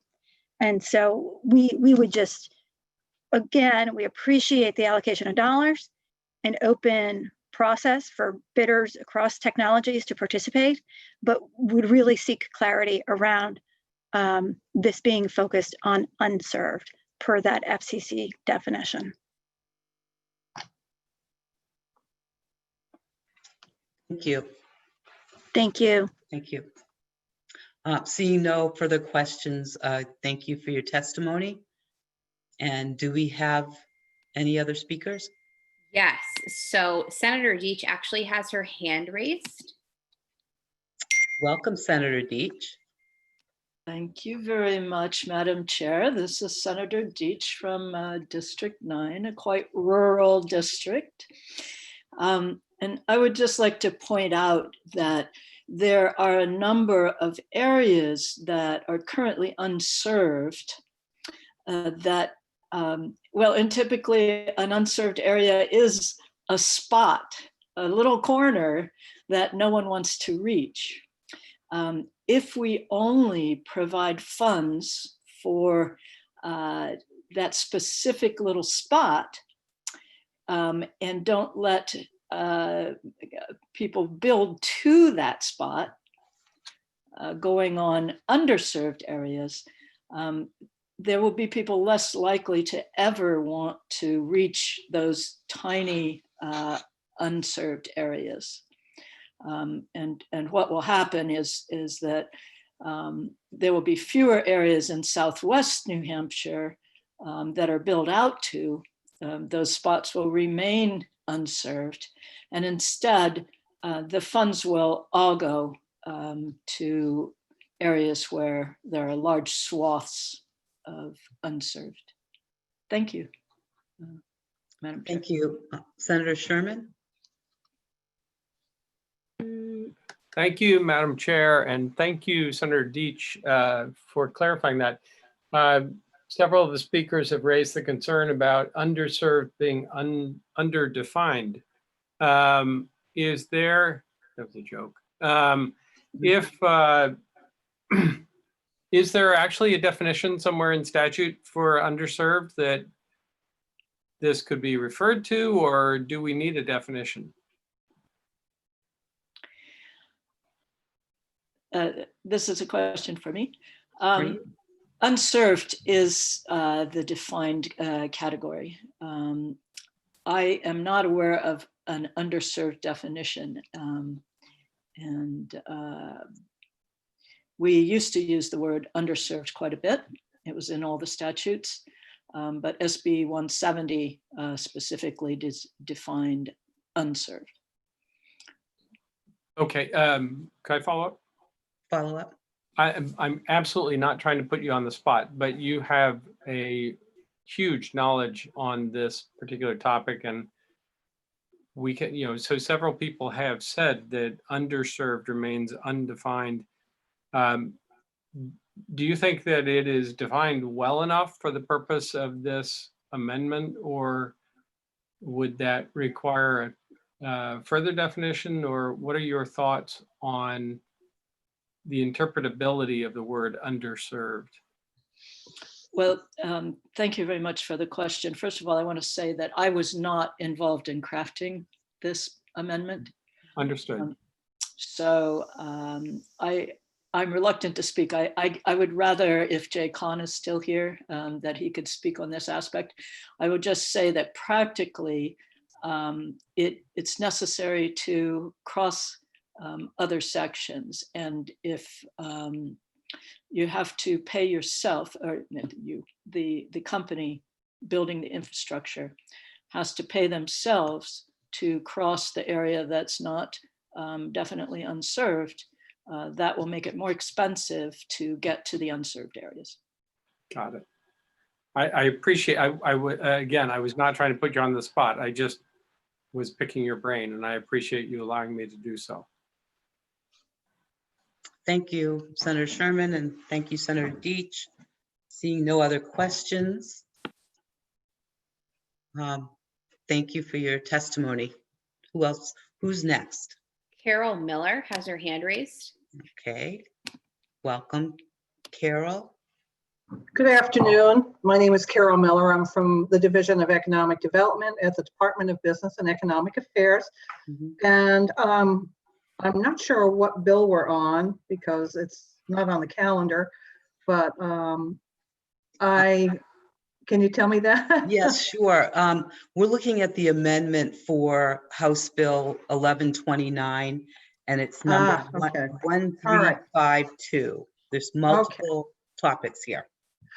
Okay, I'm with you now, because when I first looked at it, it didn't make sense, but I wanted to address the terms unserved and underserved, just for the record. Anything that is not a 25 megabit download by a 3 megabit upload is considered unserved. So we do recognize there are other speeds of internet, and I guess underserved could be synonymous with that, meaning that you might have a connection that is giving you 7 megabits down by whatever, but broadband itself, to be served, broadband is considered 25 megabits by 3 megabits. And if you don't have that, you don't have broadband. And could I ask a question? Our legislation says underserved. How would you interpret that? I would interpret it as, well, synonymous with unserved, because we've defined served as 25 megabits.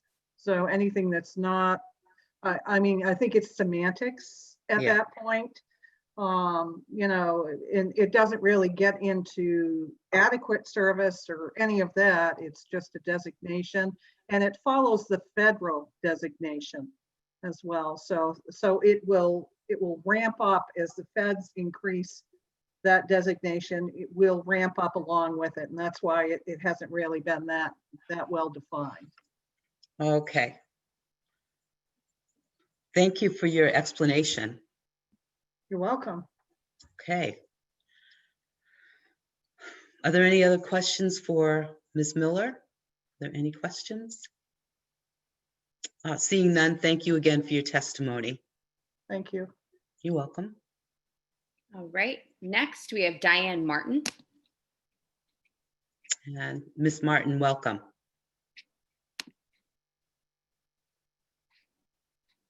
Good afternoon. Can you hear me? Yes. All right, thank you. Good afternoon, Madam Chair, members of the committee. My name is Diane Martin. I am the chairwoman of the Public Utilities Commission. And for anyone who didn't know me prior to that role, I was an associate attorney general, and my job involved, in large part, statewide procurements. And so anything that says RFP is interesting to me, as does Section 7 of this amendment. I am here to testify on Section 7, which was not a request of the agency, and we are not taking a position on the amendment. However, we felt the need to make a technical correction, and I also want to respond to some of the prior comments about PUC involvement. First, the amended language provides for a transfer of funds to the Telecommunications Division of the Public Utilities Commission. The commission no longer has a telecommunications division. After telecom was largely deregulated, that division was changed to the Regulatory Innovation and Strategy Division, which is otherwise known as RISD. The remaining telecom work is housed within RISD currently, although it is a much smaller portion of the work that's done there at this point. If this legislation were to move forward, we would recommend that any transfer be made to the Public Utilities Commission as a whole and not to a particular division, because there is broader expertise across the commission that would be helpful to this effort. In addition to telecom expertise, the PUC has audit expertise, grant management expertise, and now obviously procurement expertise. We do believe that broadband expansion is important, particularly in the context of the COVID pandemic and related to remote learning and telehealth. And that has been something that we have used our resources to help with during the pandemic. The PUC is happy to lend its expertise to this effort. In response to Senator Khan's comments and some of the others, I think there was a misunderstanding about specifically what the amendment was going to accomplish and what would have to be done. I believe the staff person who spoke thought it would be grant writing as opposed to the administration of an RFP and grant management after that. We definitely have the expertise for that. I did want to let you know, though, that we have been working with the Governor's Office of Emergency Relief and Recovery on a multi-agency effort in this regard. And so, however it is asked of us, we are happy to participate, but I wanted to bring that up so that you were aware. Thank you for the opportunity to be heard. And if you have any questions, I'm happy to answer them. Thank you for your testimony. I have a question. You were saying that the Public Utilities Commission, are you able to issue a request for proposal, or are you not able to do that? We would be able to issue a request for proposal. We actually do a fair number of those. Okay. And you also had mentioned that, oops, perhaps if you put yourself on mute, we won't get the feedback.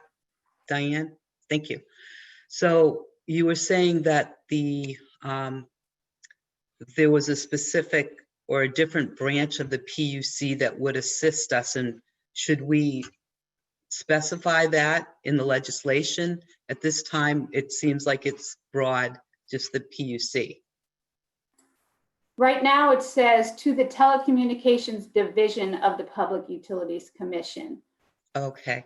I would make that broader to just say to the Public Utilities Commission.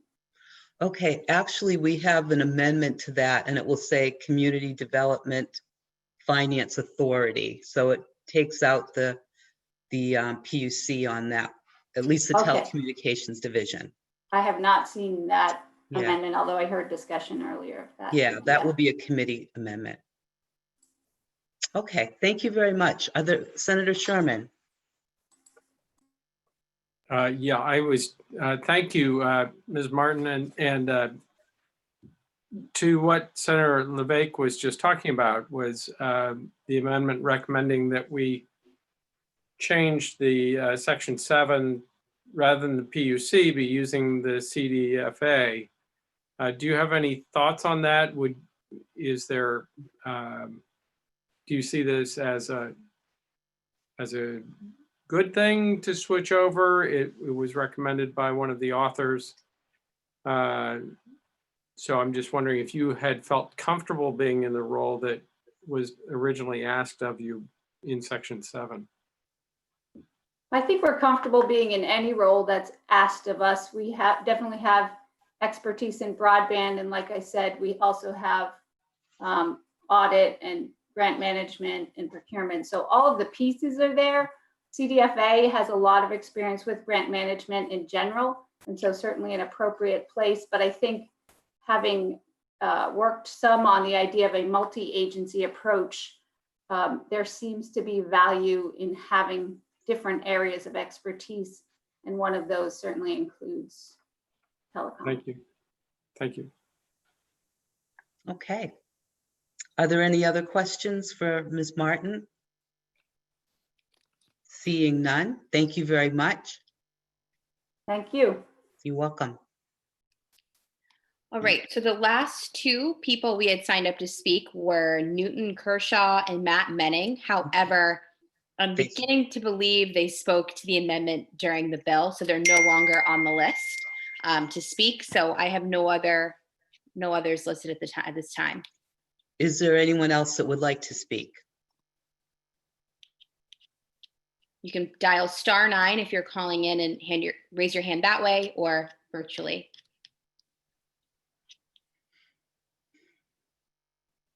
I don't see any hands. Okay, seeing no one, thank you very much. I will close the hearing on 1129 Amendment 1352S. Closed. At this time, I will entertain a motion to move to executive session. Senator Sherman? So moved. Second. Thank you, Senator Birdsall. We'll take a roll call vote. So I'm going to go based on how I see you on the list. On the list here, Senator, oops, I'm missing somebody. Okay, Senator Birdsall. Yes.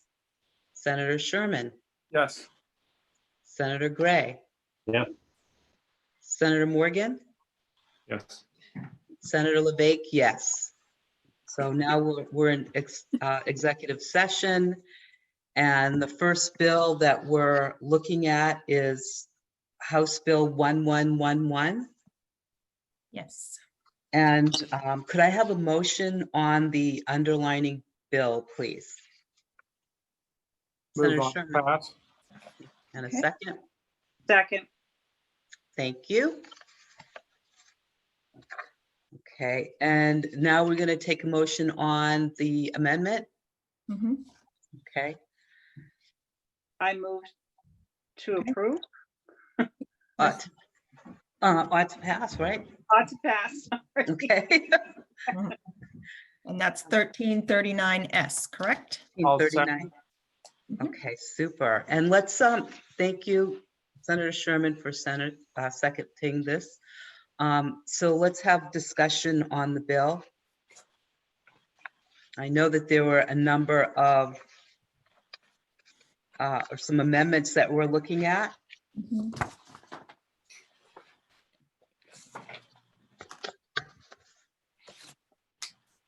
Senator Khan had sent an email with the verbiage for changing section 4 on page 5. It's line 5.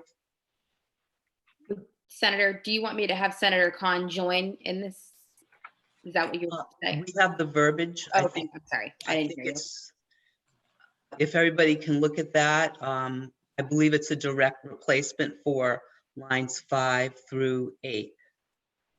Correct. That's what I got. Yeah. Senator LeVey. Yes, Senator Sherman. Yesterday in HHS, we had bills that had multiple fixes in them, and we went through and made sure on each one that the committee was in consensus. And then at the end, we did a single vote, a single roll call vote on all the ones that we were in consensus on. Just as a, I think it was helpful to do it that way so we didn't have to do a roll call vote on every single change. I just suggesting that as possibly a way we could move forward through this process. I think that's a great idea. Is it too soon to ask for if we have consensus on that particular amendment? I know that there are others, but that was the one that was kind of the big one. This is the page 2, lines 5 through 8. Roman 4, is that the one you're talking about? Yes. I'm fine with that. And I should ask, is there anybody that is in opposition?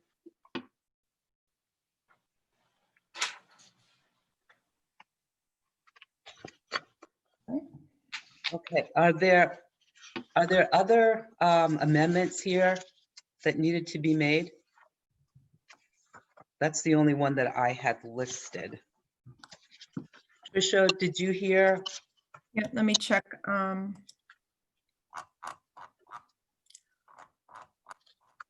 Let me check the notes and see on that particular one.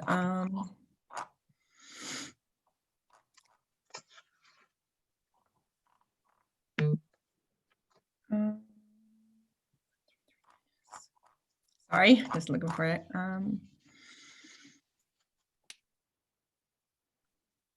It was just the definition of under served. Maura Weston brought that up. But I don't know if you can do that. Now, I was told that we're going to change the definition on the other bill that we have. Do we have that also in, do we have the underserved issue in this amendment as well, is my question. She spoke to it. Let me just see what section.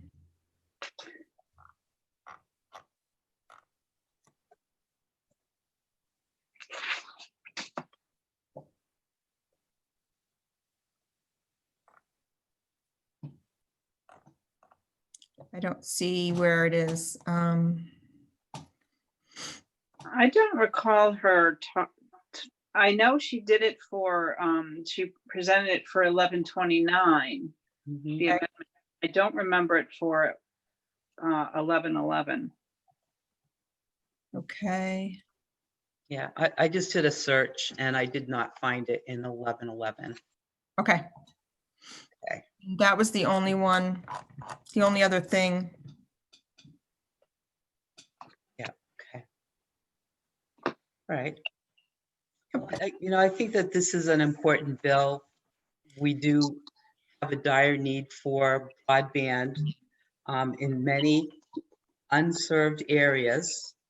Mason, New Hampshire, one of my towns, is one of those that have been clamoring for, for broadband. And as many different ways as we can find to help them achieve this, I think it's something important that we can do. So I fully support it. Senator Sherman. Yeah, so this being the only change, I move ought to pass on the committee amendment to the amendment. And that's that. I think that's, do we have to do that, Trish? I think we do, don't we? If you want to vote on the amendment now, yeah, you can vote on that. On the committee amendment, this word changing. Yes. So do we vote on the committee amendment and the amendment? Do we, don't we pull back from the ought to pass on the current amendment?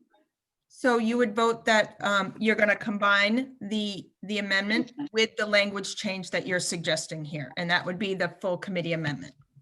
Okay. You would vote on. Okay. So we had a vote to support the committee amendment. Mhm. And we have a motion for a second. Second. Okay, thank you.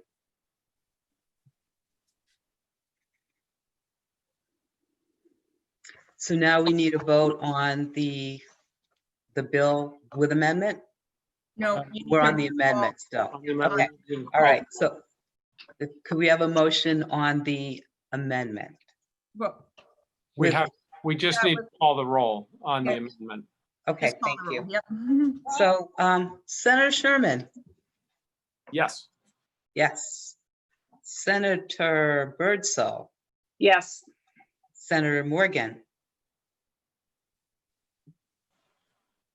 Multiple screens, yes. thank you. Senator Gray Yes. and Senator LeVake, yes. Okay. Okay, Now it would be the ought to pass as amended on the bill. yes. Roll call. I move on to pass as amended. Second. And we'll have a roll call. Senator Sherman, Yes. Senator Birdsall, Yes. Senator Morgan, Yes. Senator Gray, Yes. and Senator LeVake says yes. Okay. And who would like to take it out? Let's see.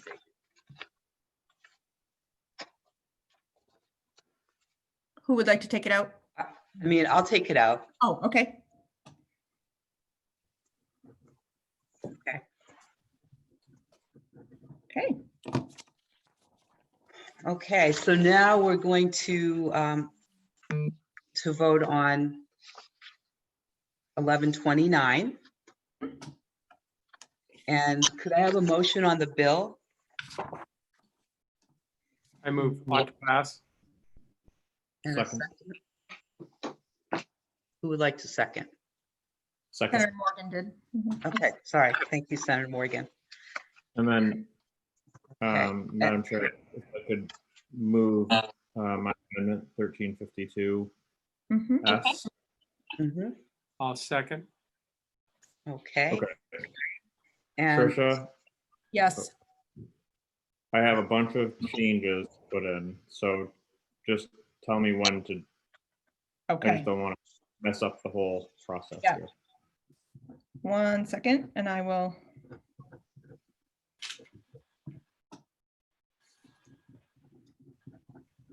Okay. Go ahead. So now I'm proposing a committee amendment, is that correct? Or changes to this amendment. Yes, as a committee amendment. Mhm. I apologize for Old McDonald in the background. Yep. So, first change, I'm hoping that I don't have to walk through all of Mr. Johnston's proposed changes in the email that he sent that the entire committee has. I think, And do you think that for the sake of the people that are also on the call that we should do that? sections 2 and 3, can we put up on the screen sections 2 and 3 that NHMA has proposed changes to? Alan, did you have that one? Because I can email it to you.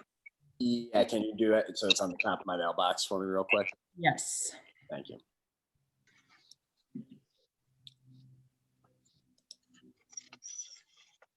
Okay.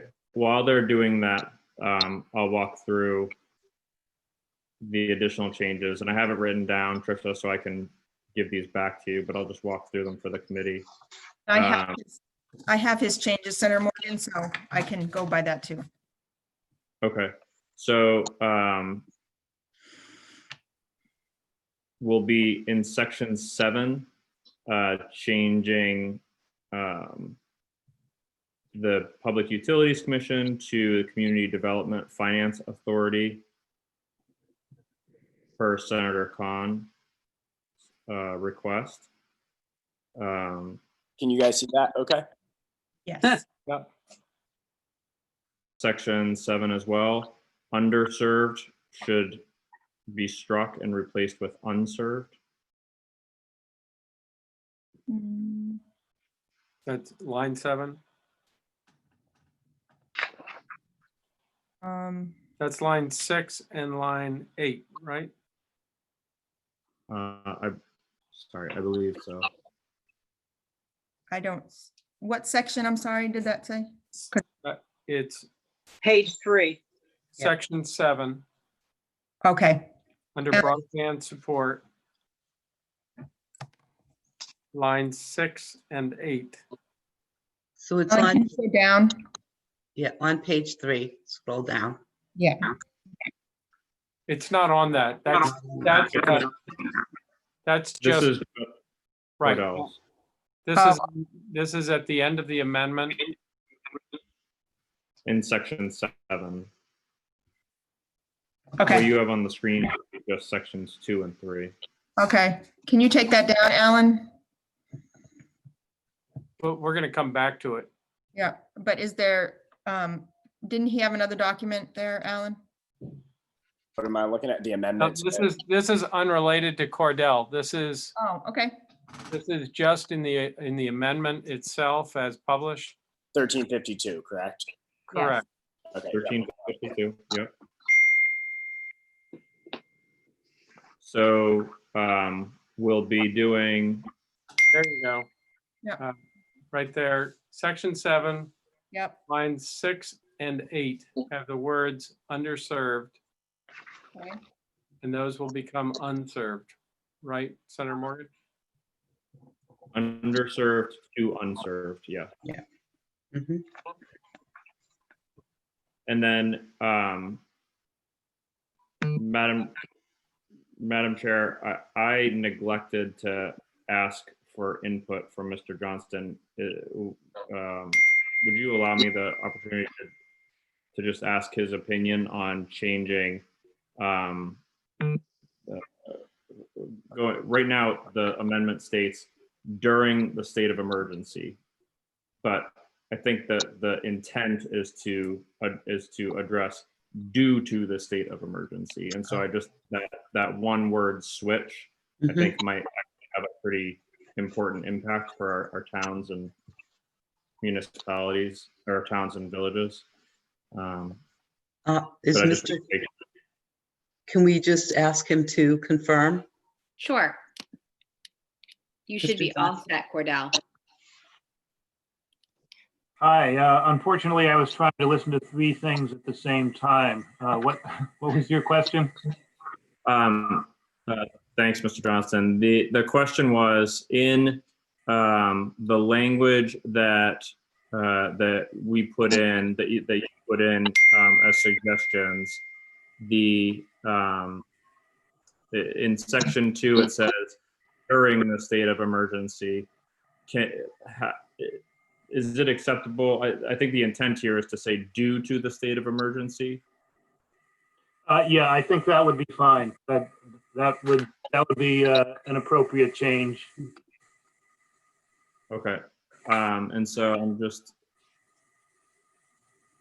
I think that it's just that second sentence in section 2 that needs to be changed to the word due. So due to the state of emergency. Okay. So I'll just to backtrack here, just to make sure we're all on the same page, because that's all the changes I have. Number 1, we have NHMA. I'm sorry for all these texts.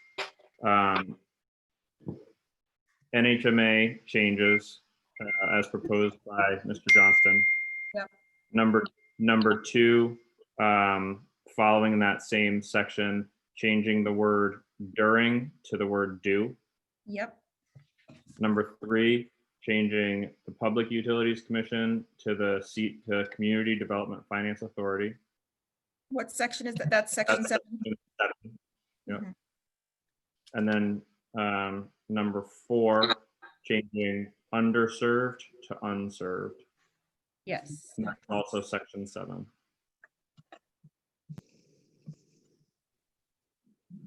So thank you all for bearing with me on that. I know that was challenging. Do you want me to take it down? Can I ask the question on, Alan, can you leave that for a second? Yep. Just a question on taking out the Public Utilities Commission and replacing it with the Community Development Finance Authority.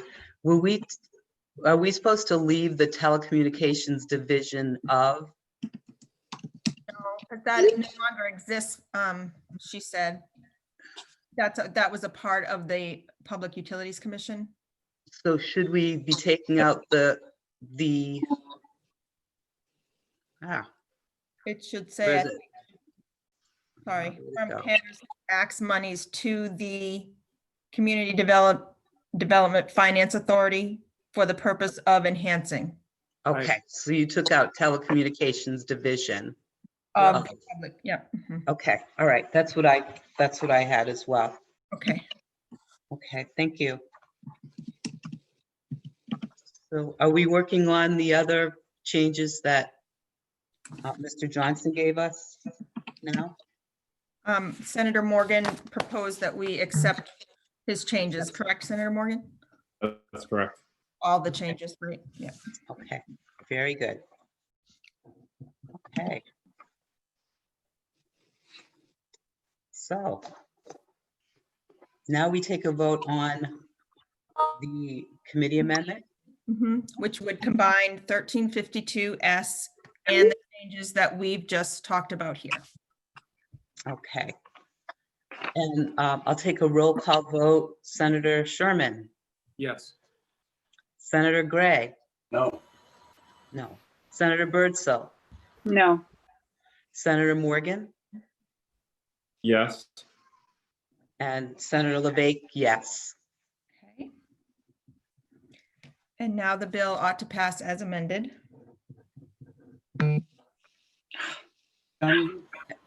Madam Chair, Yes, Senator Gray? I would like to offer a further amendment, is that we amend the bill as is right now, removing section 4 through 7 and renumbering section 8.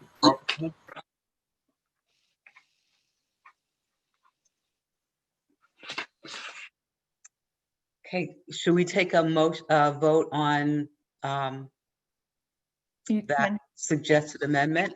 Yes. Well, I think we need some discussion and a second, don't we? Certainly. Discussion, yes. Yes, yes, Senator Gray, go ahead. Let's discuss it. Right now, the CARES Act funding is my problem. That right now, the CARES Act funding is being handled by the Gopher Committee. In a number of the testimonies that we had this morning, the people who testified spoke about their application to the Gopher Committee on their funding. We've asked a couple of different questions this morning about whether the funds were in addition to or how the funds were to be distributed.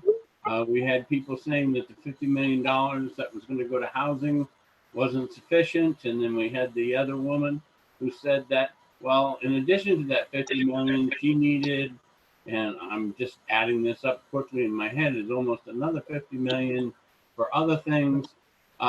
We don't have access to all of the stuff that the Gopher Committee had, and therefore it is very, there's no way that I can make an intelligent decision if this is the right amount of money to send to the right places, or whether or not this is going to be in addition to the Gopher money, if any, or we're going to restrict the Gopher money.